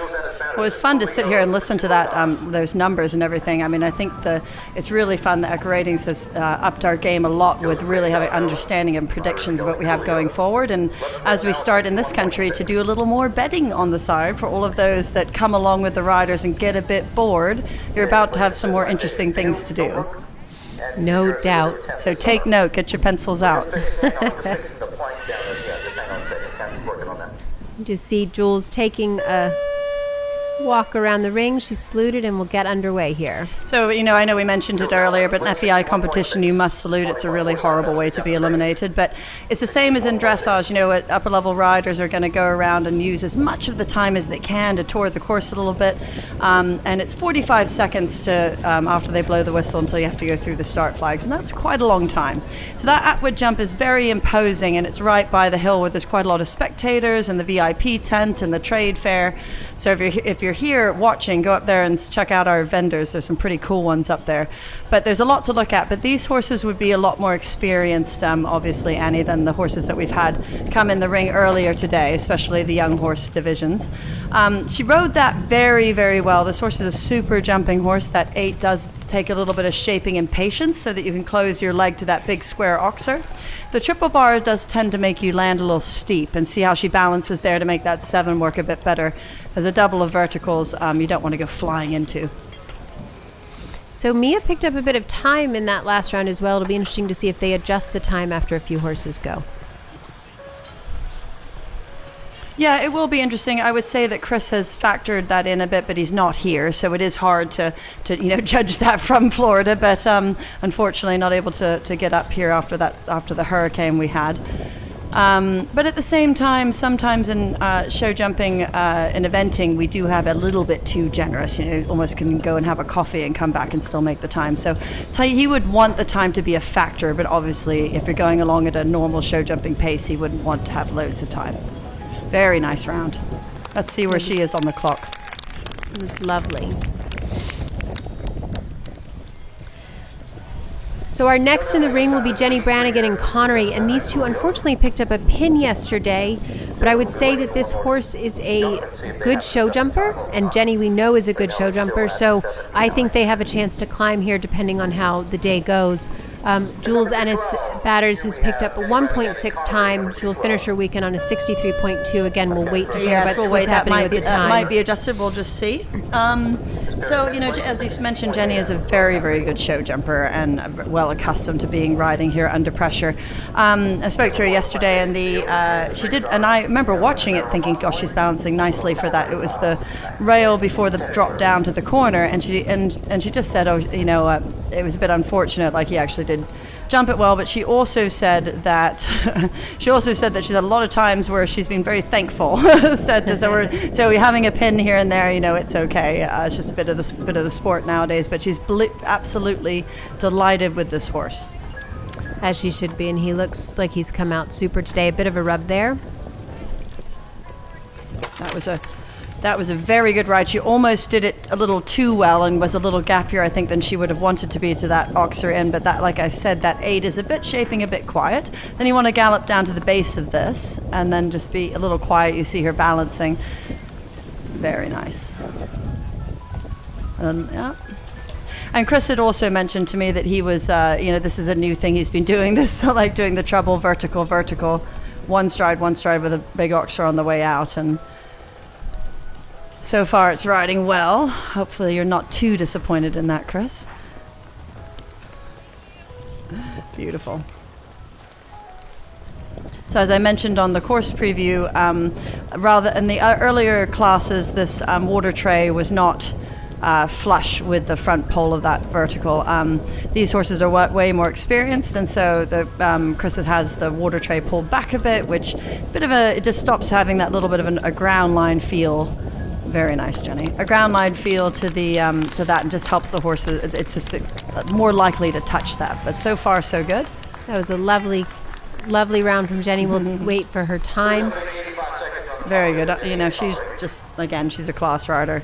Loads of experience. Showing his 2.4 time for a finishing total of 63.2. I think they probably will adjust that. Yes. It's really interesting, Sarah. The top 8 riders here this weekend will gain valuable points in this U.S. Equestrian Open, and so we will be keeping an eye on that as to sort of who's going to kick off the series with points as we head towards the next one. Those of you that I'm sure haven't heard about the U.S. Equestrian Open, it's an exciting new series. This is the first leg of it. There's 18 events around the country that are participating in it, which makes it so cool. It's really groundbreaking. For a large country like the United States, it's a way for us to do something it's hard for us to do things that are cohesive. And this is a cool idea to bring us all together a bit. And so you can gain points at each one of these legs of the tour. And even if you don't come here, the final will be here next October at Morven Park, and we're so excited about that. But if you win in points, the first place will get $25,000, the second place $15,000, third place $10,000, and then there's a further $200,000 here at the final next October at Morven Park. It is incredibly exciting, and we cannot wait for that to come, and we can't wait to follow the series throughout the year. In the ring now is Alex Conrad and Malibu Preacher. They come forward on a 59.7. So after the first 3 horses is when they start to think about adjusting the time. I think they will make it a bit easier, but I will say I think Alex is going a little bit slower than what the speed would be. However, this is a horse, he's brought up the levels, a little bit. He knows what's going to be best today. It might be best to go horse jumps a bit better, a little slower pace at the moment, and he'd rather risk having a time penalty than having a pole down, and that's a calculated risk as you develop these horses up the level.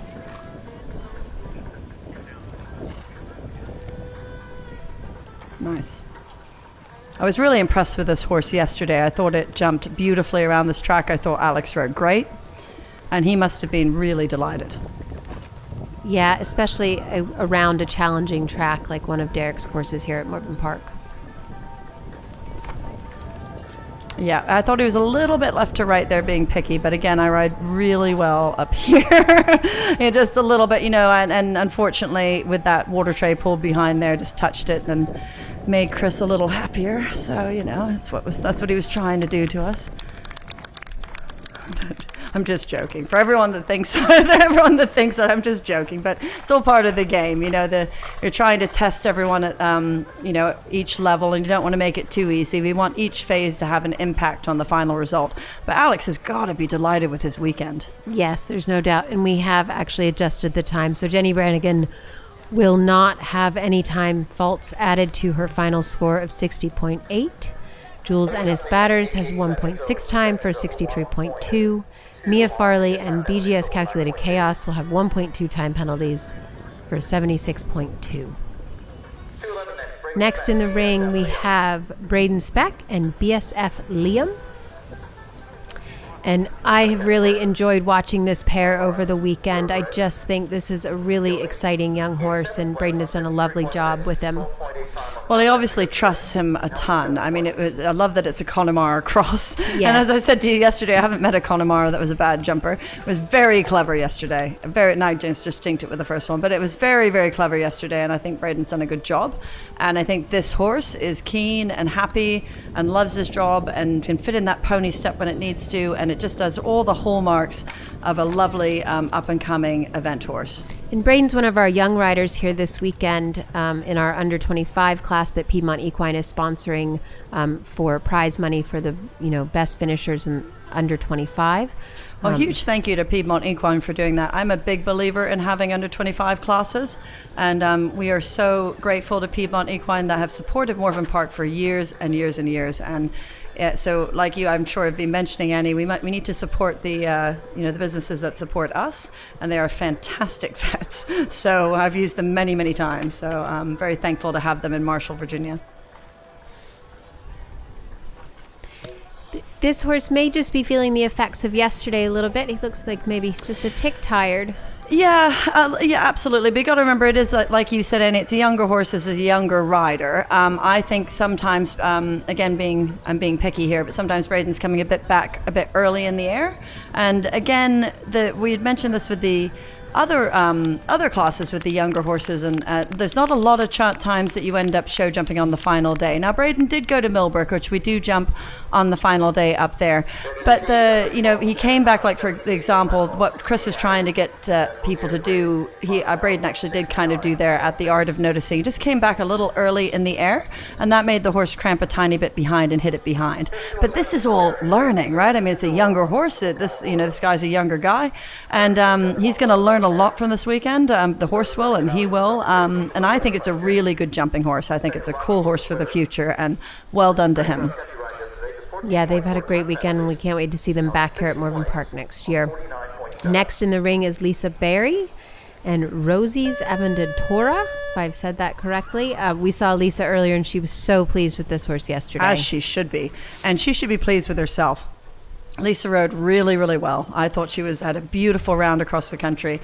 She has to be a little bit careful with this mare. She's very wants to have her be careful about running in the heat and the firm ground, which honestly we all are like that. But she's such a good horsewoman, and she knows, okay, I need to do this or do that, and it's quite tempting, especially if you only have one or two upper level horses, to try to go everywhere. And she did, the foreshore to Kentucky, and then was like, you know what, I'm going to only do an intermediate this summer and then come here. This was her setup to go to Terra Nova in the fall, in November. And, she was actually asking me, oh gosh, I hope everything was okay with that hurricane that just came through. But I'm delighted to report that Terra Nova survived the hurricane very, very well. Actually quite a bit less flooding than we got when Hurricane Irma hit. So we will be ready for our November event. That's excellent news. And, everybody's going to pick and have different paths for their young horses and what they're planning on doing next year, what they're planning on doing this year. And that's the path that Lisa has chosen for this horse. Well, and still, it's great to come here and do the foreshore here over this terrain and then She's go to going around the bee there. I'm a little worried that's going to give her a bit more time. But that might have been in her plan. She's like, well, she started to get a little bit crampy there behind, but and then jumped that cleanly. So that was probably in her plan. But I think she'll have a bit of time doing that. Sorry, Annie, I interrupted you. No, don't be sorry. And Lisa also is local to us again. She's spent quite a bit of time in Virginia, but had been doing loads of other things. And she's often on the road with Jessie Phoenix, being her right arm woman. She was over for the Olympic Games and things like that. But she's now based in Bluemont. She's going to be happy with that weekend. And like you said, to come here to Morven, she's really going to have taken that horse up another level. It's great, and we're delighted to welcome into the ring now Arden Wilderson and Billy Beaufort. Billy Beaufort. They come forward on a 48.3 and are actually just jumping a little bit out of order because we've got Mia and Aaron and some others, but we're delighted to have Arden here. She rode this horse beautifully yesterday. They had a super round, and it was really fun to watch. This is a 12-year-old Irish sport horse gelding. I thought Arden rode fantastically yesterday on both horses. She did. She's really fun to watch cross country. Her 8th is a 3-star stable view just a month ago. 3rd at Morven, and had a win at Bromont this summer. 3-star as well. Got his tongue out a little bit there. I was a little bit worried that maybe he might have his tongue over the bit, but I think we're okay. And this is this horse's first 4-star short. Cool. Well, good on her, because that was a super cracking round yesterday for her first one. And it's a fairly new ride for Arden, really this year.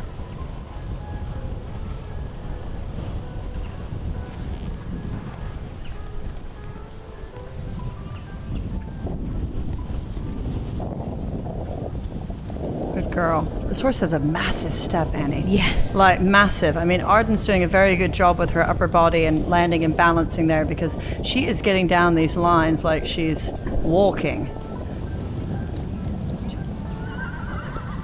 She's right on the money, She's very, very smooth, tall with her upper body.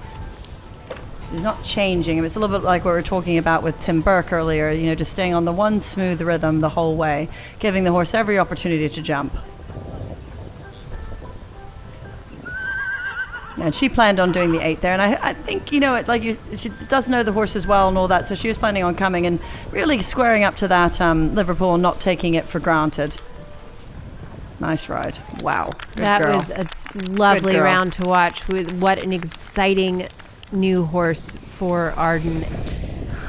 Yay. I see her dad out there on the side. I didn't see Sarah this weekend, but I'm sure since I didn't see you, you're watching Sarah. So look at your kid. She was pretty darn good. Next in the ring is Erin Canara on Charmed Victory. They come forward on a 47.6. I thought this horse was a fine example of, Erin's a really experienced girl and she's a beautiful rider. This is a fine example of the horse gaining confidence throughout that course yesterday and finished a completely different horse than it started. It was a good horse from the beginning, but it was definitely a bit greener in the beginning and needed Erin quite a bit more, and then got better and better and better. And Erin, I know, must have been delighted with that. Yeah, and it's just an 11-year-old, and he's a thoroughbred, so that they take a little bit time to adjust to sort of this new life. But if no better person to show him the ropes than Erin, for sure.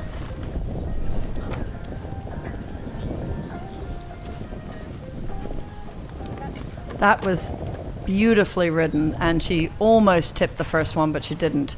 Maybe just a tiny bit more leg off the floor. Again, I'm the most amazing rider here from the... But, that was beautifully ridden. Oh, that's too bad. Yeah, that actually was. But one thing you have to think about with a triple bar, which we talked about, it's kind of this horse she's wanting to go a little bit slower into it and give him time to get his front legs out of the way for the front pole. But when you do a triple bar, you kind of want to gallop around the corner like you're doing a ditch and wall, and gallop right to the base of it, because gosh, I remember as an amazing rider as Will Coleman is, that he lost Tats. He was second at Tattersalls from having a triple bar down behind. And I think it was just the same. He hardly ever misses, right? But he just came down a bit early on that, and we were all heartbroken. But, second is still bloody good. Just tipped the water tray there. Yeah, it's a bit unfortunate. I can see why she's being careful with her upper body and keeping a light feel off the floor. We talk about some horses jump better from freedom, some jump from support, and Erin's you see her very much using her body and keeping the horse off of the front pole there, which she clearly knew she needed to, but I think that's why she had that triple bar down behind. But she knew that she needed to for the rest of it. So this is a round to watch, because this lady could take over the lead depending on what Emma does. So we're jumping a little bit out of order here. This is Emily Bashir and Rio de Janeiro. This pair have had a couple of wins at the 3-star level this year and have not had a rail, and we're looking forward to seeing what they do, though this is a step up for them to the 4-star short level.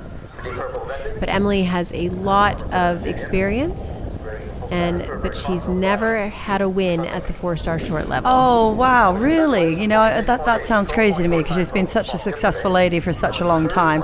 Emily's just fantastic, and she's also, I know I mentioned it yesterday, but she's part of our under 21 group of coaches. So she's helping the next generation, and all the feedback I've heard from that is that she's a wonderful coach, and the camps have been extremely successful. So she's very much a working rider and doing everything, and a mum as well, and her son rides beautifully as well. So there's a lot going on.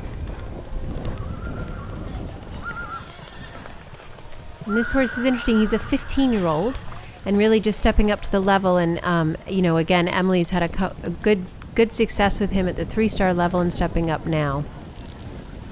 Well, if we take care of our horses properly, Annie, they can go for a while, right? There's no reason for horses to not. They're strong enough, they're fit enough. It's just like people. You can have people that are in their 20s that are a disaster, but you can also have people that are mid-40s that are, maybe I'm only saying that because I'm getting older, but in their mid-40s that are quite fit and totally fine. So and she's taken over the ride from Nicholas Bashir. Oh, from her son, okay. Yes. I wonder how that went down at home.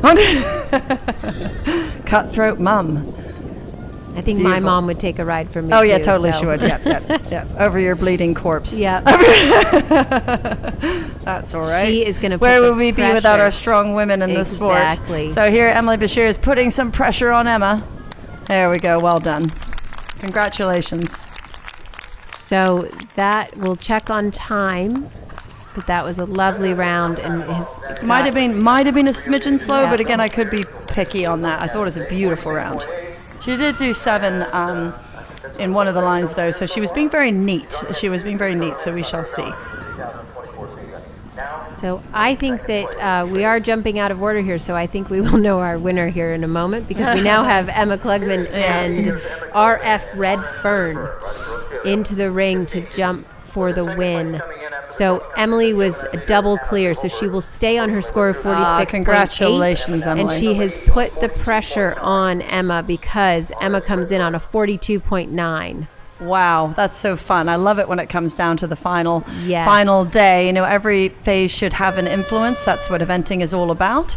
Obviously, the heart of it is the cross country, but you need to be good in the dressage. You got to do the cross country, and then you've got to be professional and careful in the show jumping.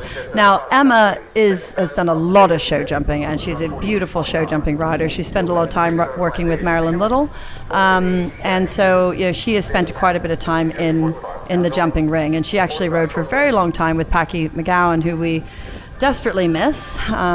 Great loss to our sport. So this pair recently went clear in the 3-star at Plantation. They've only knocked 3 rails in their last 8 international runs. Don't jinx it. Oh, you did. Look at that commentator's curse. Okay.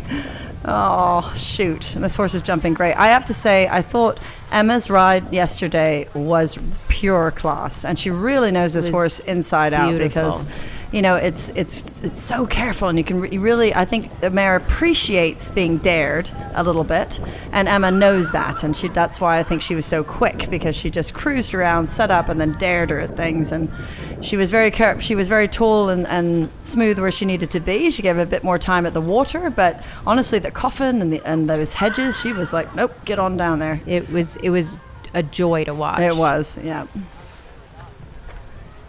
Well, that's real shame. I think that's quite, like you had mentioned, uncharacteristic, but we can't. And their only rails have really come at this 4-star level, so it's clearly that step up that has been a bit of a trick. Wow, good hind end on this thing. Mare is jumping super. She is jumping super. I think that Emma's still going to be absolutely delighted. Yep, well done, Emma. Congratulations. So does that mean Emily wins? Emily wins, which is her first 4-star short win. And a Virginian wins a Virginian event. Which is very exciting. She's had 5 previous international wins, but never at this level. And 2 of those wins are with Rio. So she adds a 3rd win with this lovely Rio de Janeiro. It's a good thing you took that horse off your son. I'm just joking. How exciting is that? Definitely a family affair, and congratulations, Emily. Well deserved. Our final rider into the ring today is Mia Farley on Invictus. This horse is owned by Karen O'Connor, and they had a lovely spin around the country yesterday. It was a joy to watch, and Mia has again produced this horse up the levels. And you can tell that these two know each other very well. There's a lot of pressure being the trailblazer, and she just went out there and made it look like it was literally a walk in the park. I mean, I am a huge fan of Mia Farley. I think she's one of the most beautiful riders we have coming up in eventing in the U.S. But it was pretty special to watch. Wow. Good show jumper too, Annie. Yes.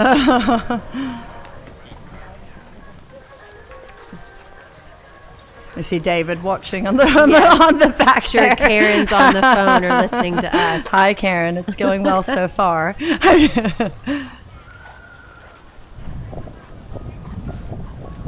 She's so lovely and centered all the time. Beautiful rhythm. And I know I mentioned this yesterday, but I just love her connection. It's always straight, lovely line from her elbow to the horse's mouth on anything she's riding. I mean, who wouldn't want to... What horse wouldn't want to be piloted by this girl? And Mia is one who really could put together a good run at the Open Series, because she's got a lovely string of horses coming through and sort of at this level. So if she can put together a good run, she could have a good series. Yes, I totally agree. And it's going to take a few people a second to understand how interesting and cool this series is. And I think it's very smart of Mia to be here on 2 horses at the very first qualifier. riders can sometimes be a bit slow on the uptake, but not speaking from experience. But she's here and ready to roll. Well done, Mia. Congratulations. Wow, she will be delighted with that. That is a big step up, and that was a lovely round for Mia Farley and Invictus.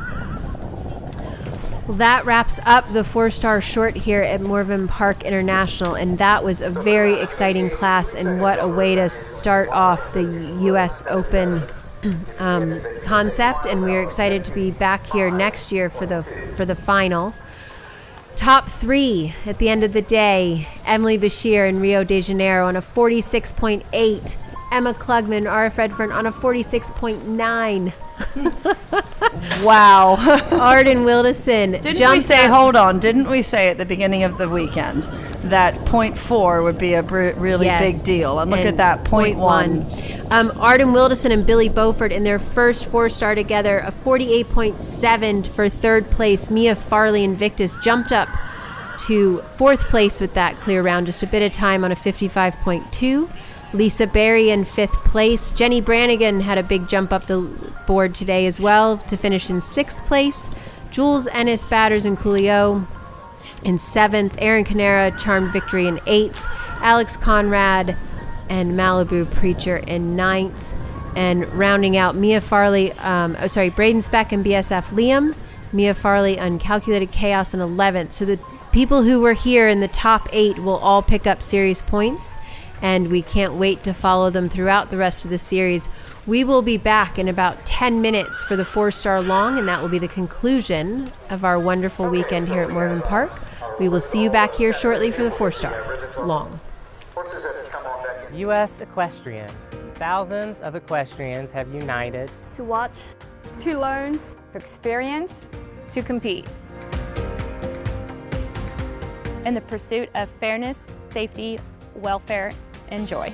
From the grassroots to the Olympic Games, Each with personal goals, but all united together for the joy of horse sports.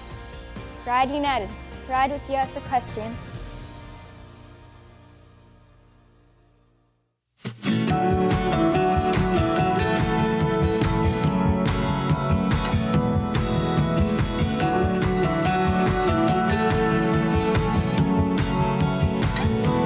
There's a place where I belong.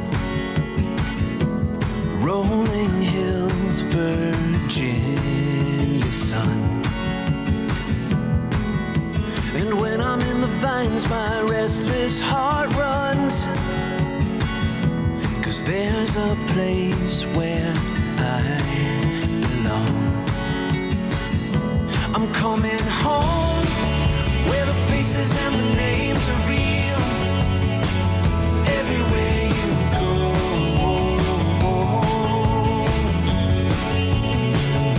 Been on my own, and there's something that I need to feel. So I'm coming home. I heard about McCulley's from my friends in the racing industry. A couple years after I started feeding McCulley's, and I was very happy with the product.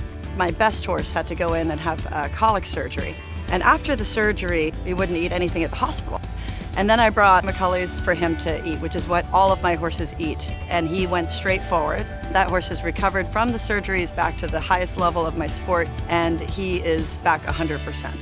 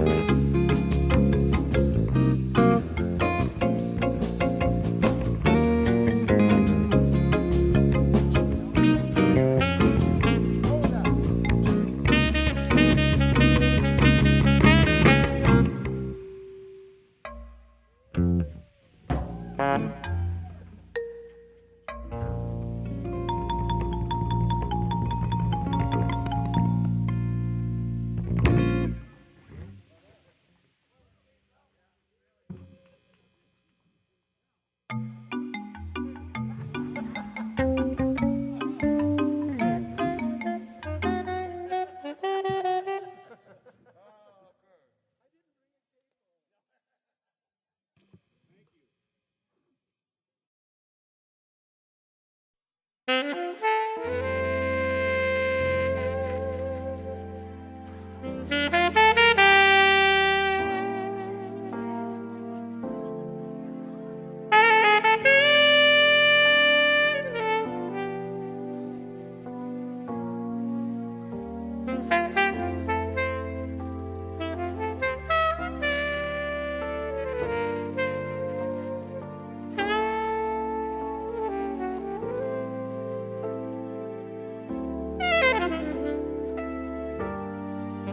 you.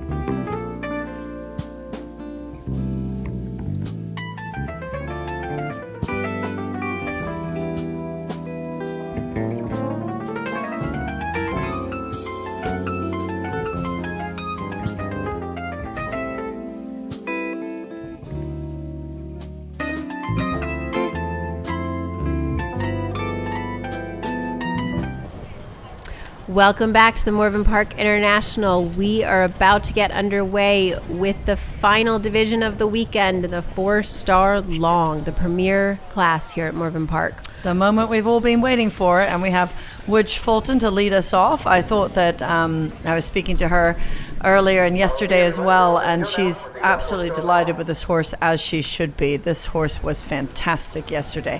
Had a tiny peek at the leaf pit, but she just sat there and closed her leg and it popped off, and my goodness, was this horse wonderful and a very exciting horse for the future. No doubt. Ninth in the 4-star, and the 4th, second and over. We have seen a scattering of rails over Chris Barnard's track, and I hope that the 4-star long is ready to tackle it. We've seen some time, we've seen some rails, we've seen a little bit of everything, we've seen some lovely clear rounds. Yes, and I think in exactly the right way. I mean, I think we've had some poles come down throughout the track. I mean, I know that show jumping course designers always hate it when there's one pole coming down in a specific place, you know, kind of want it to come down at different points in the track, and that's what we've been seeing today. And yes, time should be a factor. You shouldn't be able to, you know, as I joked earlier, shouldn't be able to go out and get a coffee and come back and still make the time. So it doesn't need to be crazy. It's not a jump off, but it does need to be a factor.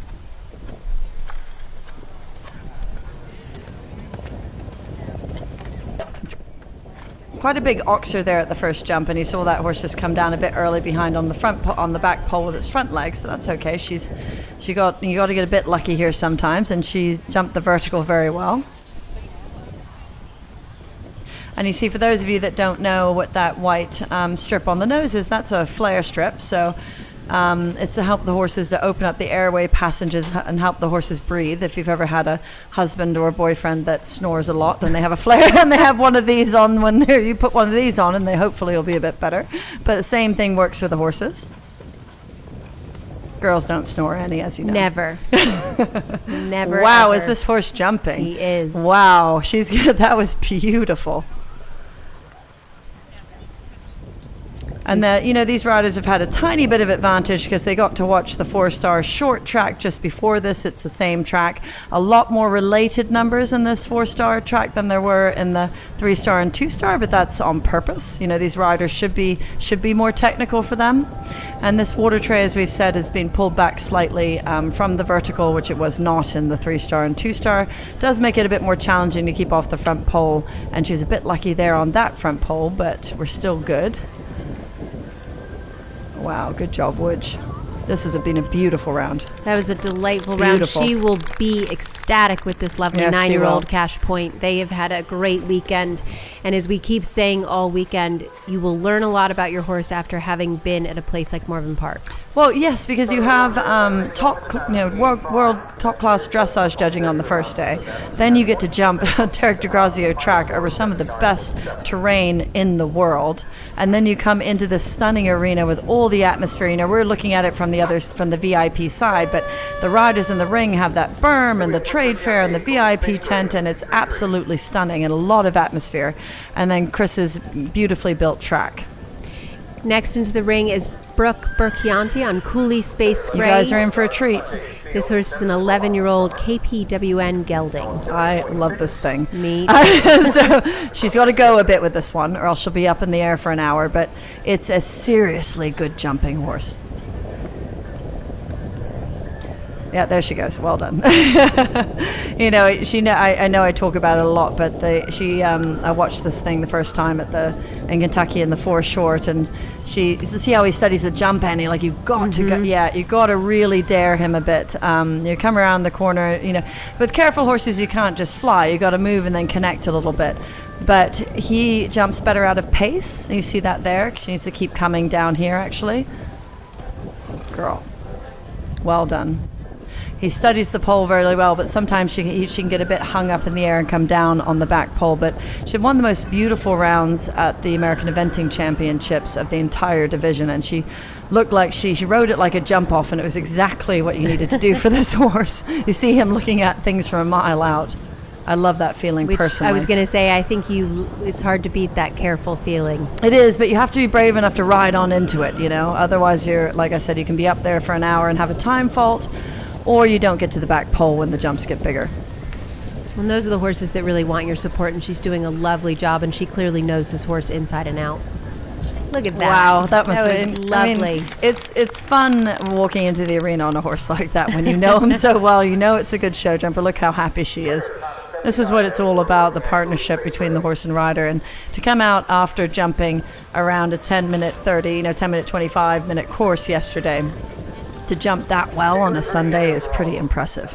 Next in the ring is Ariel Grauld and Isla de Coco. This is a 10-year-old Holsteiner mare, and they just had a flag yesterday up in front of the mansion, but we saw Ariel earlier, and she was really pleased with this mare. Yeah, and I'm a little surprised she got that flag, but again, I wasn't, from the viewpoint we maybe didn't see it. They do have cameras out on course to make sure that that when they award a flag penalty or when they demerit a flag penalty, that it is deserved. I thought the horse actually did make an effort to jump the jump. However, there's still a lot of parameters. Okay, the shoulder and the haunches and all this has to be genuinely between the flags, and maybe from a different angle than what I saw, it just wasn't quite through the flags. But I don't blame Ariel for thinking that she was through it. That was very well ridden. Yeah, I'm a little worried about the app because the app. Okay, I was a bit worried there because this horse has such a big step, and that I wonder. Hindsight's always 20/20 because I planned on doing that in 8, and I did do 8. But I have to say, maybe the inside 7 might have worked out a bit better with this particular horse. But this is a younger horse, and we keep talking about as they go on, just it's a big, rangy, beautiful horse, and being able to have a couple different canters, and in that moment there, like I said, hindsight's 20/20. But you see how she gets down almost in 5.5, Yes. and that's 6, and so that's going to take the horse will get stronger and stronger, and she'll have a bit more options probably next year. Good girl. But Ariel's no stranger to the show jumping ring either. She's done a lot of meter 40s and things with her various horses, and you can see the mare wants to be very careful. Oh yes, it's very careful horse. Beautiful. Good job, Ariel.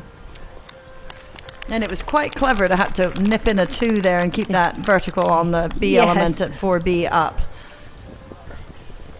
So 12 jumping folks, 80 on the clock there. We will be welcoming into the ring next Shannon Lilly and Eindhoven Garrett. And they come forward on Find My Times. They had a good spin around the cross country yesterday with 7.2 time and come in on a 44.1. They were fourth in the 4-star Plantation Field. Shannon had a super go yesterday. She did. And it's, I think a lot of riders that came here last year were coming back with a vengeance this year to give it another crack. It's a bit of a hallmark of event riders that if you come somewhere and you're like, oh, I didn't quite like how that was, I'm coming back. And this year she had a good go on one horse and not the best go on the other last year. And I think she was like, right, I'm going to come back here and nail it, and she did.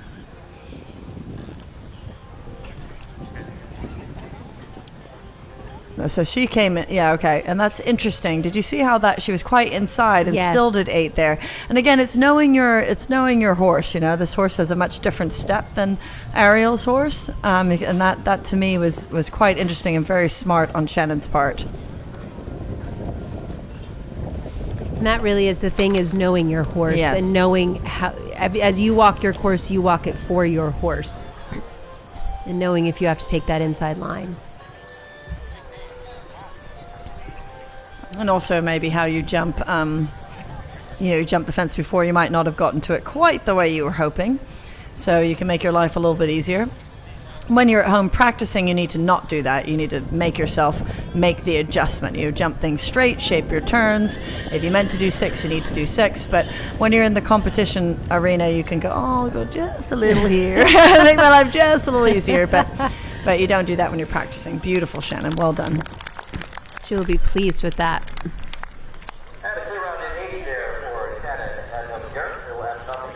We saw this lady earlier in the 4-star short. We welcome back Arden Wildison in Sunday Times, her old partner. Yes, and this horse looked fit as a fiddle at the jog this morning, Annie. Heidi was hanging on to it, and it kept having its head up like a giraffe looking off to the cross country, and I thought, how cool is that, Totally fresh. This horse isn't as easy in the show jumping as it is cross country, but she's been putting in some very good performances, and she just jumped a beautiful round on Billy Beaufort, so that will give her a bit of a feel for the track, a tiny bit of an advantage. This is a 17-year-old Irish sport horse gelding, and he is, if you haven't been able to watch this horse go cross country, I suggest you go back and watch, because watching this partnership is a joy. It's really fun.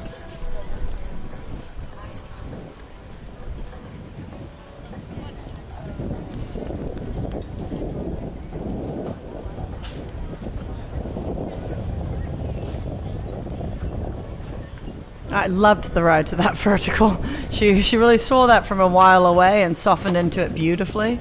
This horse jumps, I know we've spoken about it all day, but some horses jump better out of freedom, some horses jump better out of support. And if you notice, this horse jumps better out of a bit of freedom. You see her arm relax here. And it also depends on how she's disunited here, so that might give us a pull. Oh, all right. Okay, yay. You can,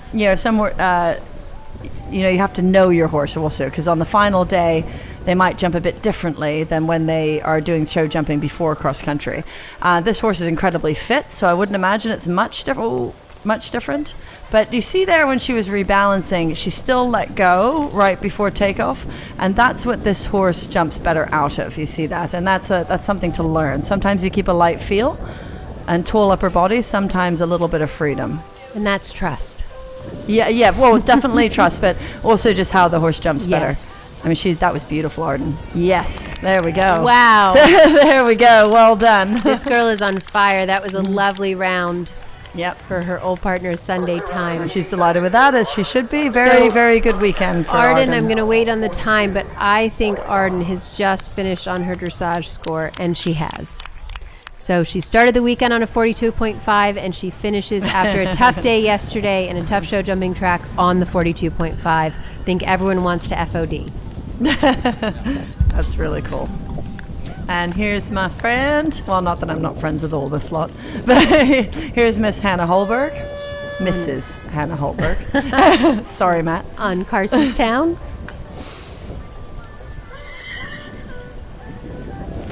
Hannah Holberg now, Carsonstown. This is number 226. They come forward on a 42.1. They are tied for 6th at the moment. This horse is a beautiful jumper, and I know I've said it before, and it's not just because I'm biased. I think Hannah's one of the best eventing show jumping riders in the world.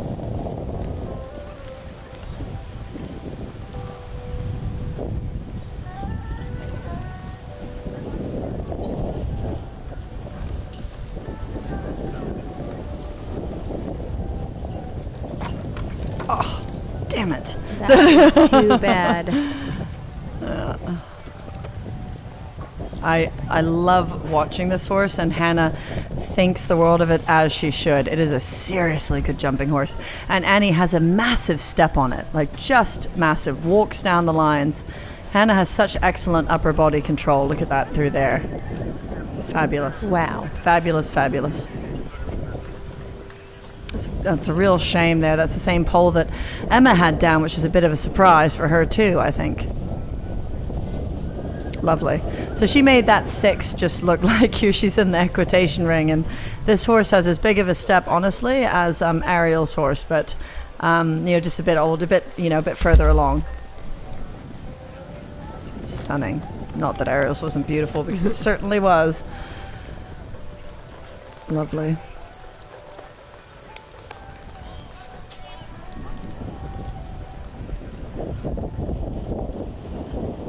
Well, I know she's delighted with that.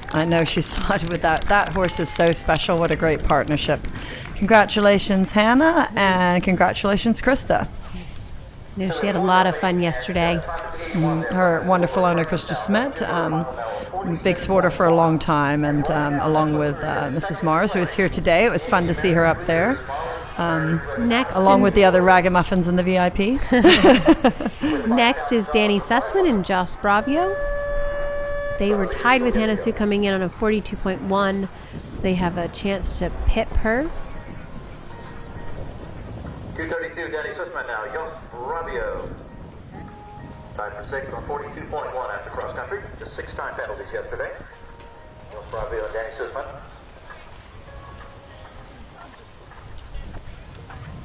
They were 3rd at Rebecca Farm, 10th at Kentucky this year, 5th at Haggard Mid-South, and they had a win at Rocky Horse starting out. This is another horse I thought yesterday, as you watched them go around, they just got better and better and grew from being on course. 100%. And don't you feel, I feel this every time I'm watching our riders in the ring, and I know we talked about yesterday with Derek DeGrazia, his course is helping us elevate our standard and training our horses and our riders. I feel that, but it worked. She's okay. Same thing that happened to Ariel there is a bit of a shame. But that horse was clever and honest on the way out and nipped in an extra stride and kept that pole up, which was quite clever. And Danny has made the adjustment she needed. The thing is, we're not going to be perfect all the time. Line is only normal if you jump in normal. If something goes a little bit one way or the other, you have to make the adjustment, and that's part of being a professional rider, is just being able to kind of roll with the punches a little bit. But the other thing is what I was talking about there with Derek sort of training our horses and our riders. The same thing can be said for our show jumping design, and I am really impressed with obviously the quality of our course design has elevated the riders in this country, because I think now, when I remember watching, it was really noticeable to me in Rio how we needed to be better in the show jumping ring is really noticeable to me. That a lot of other countries have sort of already gotten the standard where their riders were coming in looking like professional show jumpers. And the difference between Rio and even 5 years ago has been huge. And I think a big factor of that, obviously good training, but also courses being built like this for us to practice over. Yeah, it's wonderful. Welcome into the ring now, Buck Davidson on Cooley Candyman.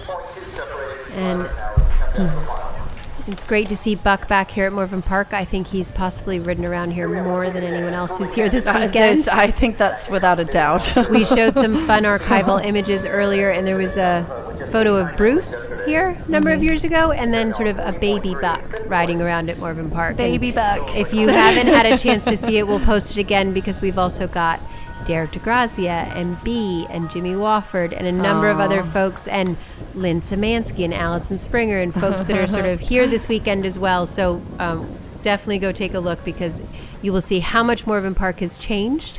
And Jimmy used to always have his green truck like on the back of the field, and so if you'd had a good round, then you sort of sprinted your way out there to talk to him, and then you're so happy about it. Had a bad round, you're like, oh, it was like the march of death to go back there. So yeah, I was thinking that when I was coming through the hacking back through after cross country, the old schooling course that was there, that Jimmy used to always have his bullhorn out, and he'd play the racing theme whenever we go cross country. And like, good grief, and all of our thoroughbreds would go running around. So far so good here for Buck. He's also an excellent show jumper, no stranger to pressure, and he's wearing our the pink coat there is our U.S. team coat, showing that you have representing your country. Oh, that's too bad.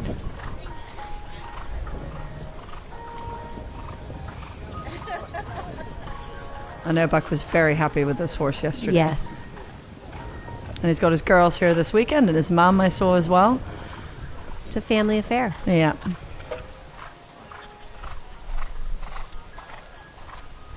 Yeah, we talk about working mums, but I'm still going to bring up the fact that Buck did pop back and get his, after dressage, flew back to Orlando to grab his girls and flew back up before the cross country. I did read he did miss one flight, but thankfully got the next. Still amazing. I mean, it's incredible. Still amazing. We've all got to do what we got to do.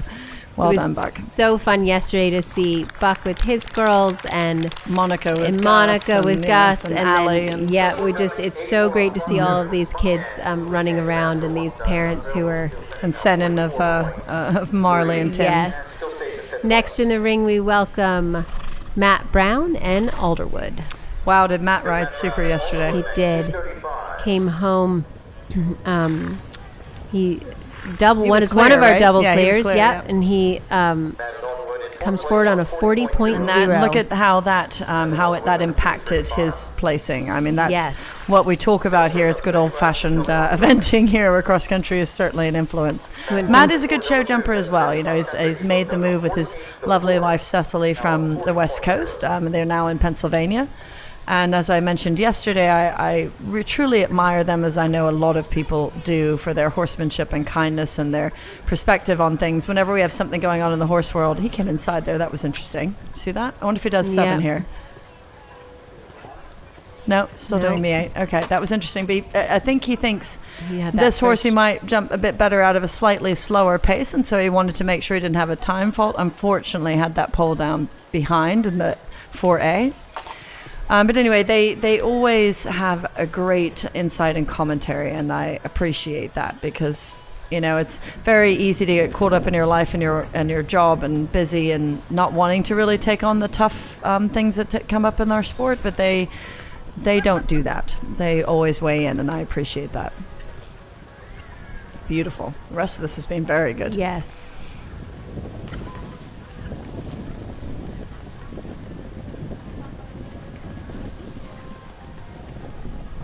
I actually think it's quite interesting, the people that come into the show jumping with a whip and those who don't. I think it's quite funny. Some horses are, it's good to have it, and some horses it isn't. And you'll very rarely see someone go cross country without a whip. But the show jumping nowadays, you don't see it as much. Beautiful round, Matt. Well done. That was lovely. Yeah, he's going to be delighted with that. So he will end the weekend on a 44. I wonder, I actually don't think he has spurs on, so maybe that's maybe that's why. what's going on. I do love kind of watching the equipment and seeing what everybody does. Next into the ring is Allison Springer and No May Moon. They were one of our double clears yesterday. And actually, this mare is in contention to win the Mars American Bred Talent Trophy. What a cool trophy that we have starting out this year from Mars Equestrian. I think that having an American-bred horse recognized at this level is such a wonderful thing to do.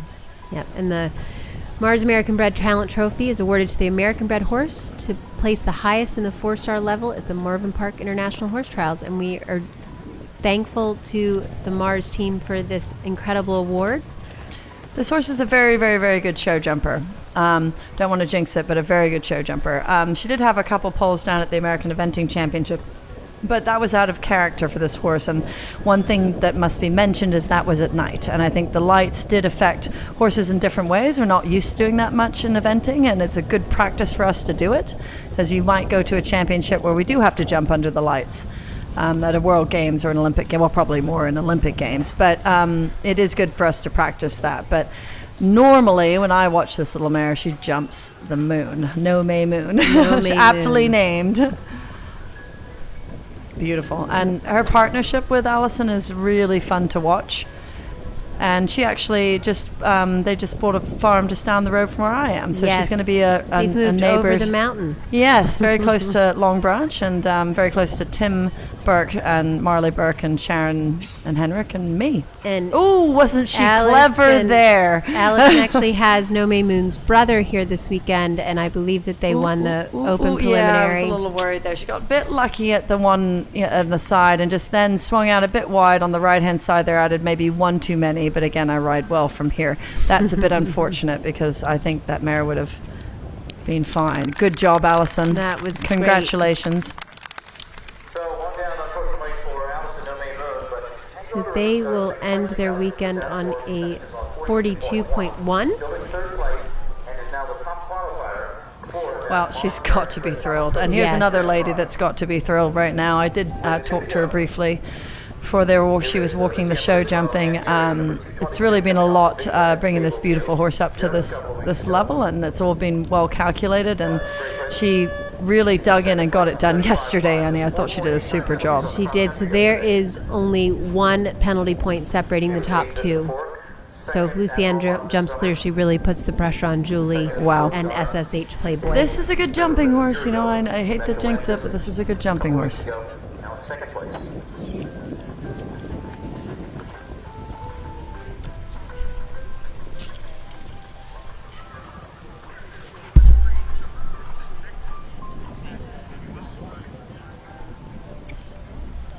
I think, while we're watching this, and Lucienne is doing an amazing job here so far, so beautiful. This horse really studies the poles. I think we should mention very briefly a huge congratulations to Hallie Kuhn, who has placed third at Buccolo, and our team was second in the Nations Cup here this weekend, and we are so proud of them. We had a huge contingent of riders over there, and they really got the job done, and it's really exciting to see such good results. It is fantastic, and I think a lot of Hallie and her riding and that beautiful horse, and I think this has been a long time coming, and we're just very proud. Wow, Lucienne, you are riding super.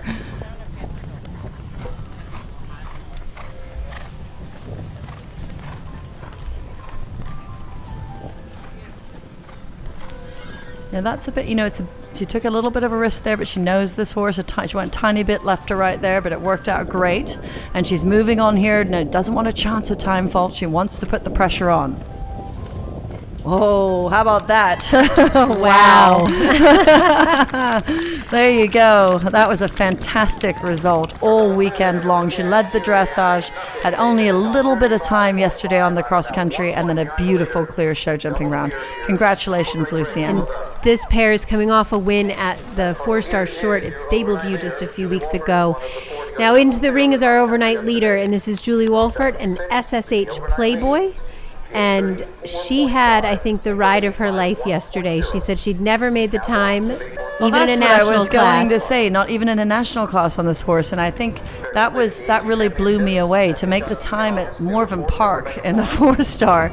But it shows you that smooth is fast. This was one of the smoothest, classiest rounds of the day yesterday. It was a joy to watch. I believe she's based in Kansas and actually has been based on the East Coast here for a few weeks with Jan Binney. And she sourced the horse from Camilla Spears over in Ireland and just loves this thing to bits. And she said it was while Camilla was pregnant, so the timing just worked out perfectly.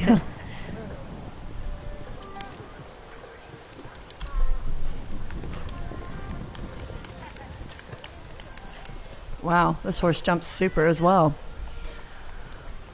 This is what I mean. I mean, our courses are getting more technical, but we are riding a lot better.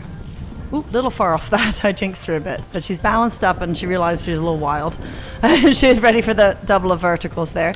Just like I was saying, I mean, you're not always going to get exactly the shot that you want into everything. And in eventing show jumping, it's nowhere near as technical as Grand Prix show jumping, where you're going to be on sort of a 4.5 stride or this. So you got to be here, you got to be there. You know, we don't have to ride like McLean and leave the ground on this piece of sand. But we do need to make the adjustment. You know, if you've come in a bit open, you need to make the adjustment. That's where your dressage training comes in. You need to be able to move up smoothly or move back smoothly. It's our job as riders to get our horses to a jumpable distance in balance. It is the horse's job to jump it. Beautiful. Wow. Go, Julie. There are your winners. That actually sent chills down my spine. That was so cool. That Congratulations. was amazing. I believe that is her first 4-star long win. How about that? Look at her. She's just as she should be. How cool is that? Your first time to make time ever on the horse, and you win the 4-star long at Morven Park. I mean, it is. That's why we do this. Yeah, I love moments like that. I actually got chills from that. Me How too. Cool. And go Lucienne too. Everybody rode super here, and that's an exciting nail-biting finish. Exactly what we want in this sport. Wow, we'll give you a quick recap of Arden Wildison has had a great weekend. Okay, so our top 5 in this division, the 4-star long, Julie Wolfert on SSH Playboy, also finishing on their dressage score of 34.5. Which, by the way, she was mad at me yesterday because I said, congratulations to the 4-star winner, and I might have jinxed her, but I didn't jinx you, Julie. You made it happen. Lucienne Bellissimo and Deary on a 35.5. In third place, Allison Springer and Nome Moon on a 42.1. Arden Wildison, Sunday Times, 42.5. They climbed up from 15th place up to 4th. That is impressive. Matt Brown rounds out the top 5 on Alderwood on a 44.0. We have had such an exciting weekend here at Morven Park International. It has been a pleasure to be here and to bring you all of the action. We could not do this sport without all of the incredible sponsors that make this happen and all of the volunteers. Sarah, you and I talk about this a lot, but really we're grateful to everyone that helps make this happen. Wow. I mean, eventing is not possible without its volunteers, and I hope we're going around taking a few interesting stories from the people that have volunteered here at Morven Park and so many events around the country for so many years. And we are so grateful to them. We're grateful to our owners in the sport, our grooms, our sponsors. And I'm going to give a tiny shout out. She's not even probably listening, but I'm going to do a tiny shout out to Edie Ramika, my very close friend and sponsor, who has been a huge force behind the live stream. We appreciate you. Well, we have loved bringing you all of the action here from Morven Park International, and we cannot wait to be back in 2025, where we will have an even bigger and better, exciting competition to bring you. Thanks for tuning in, and we'll see you next time.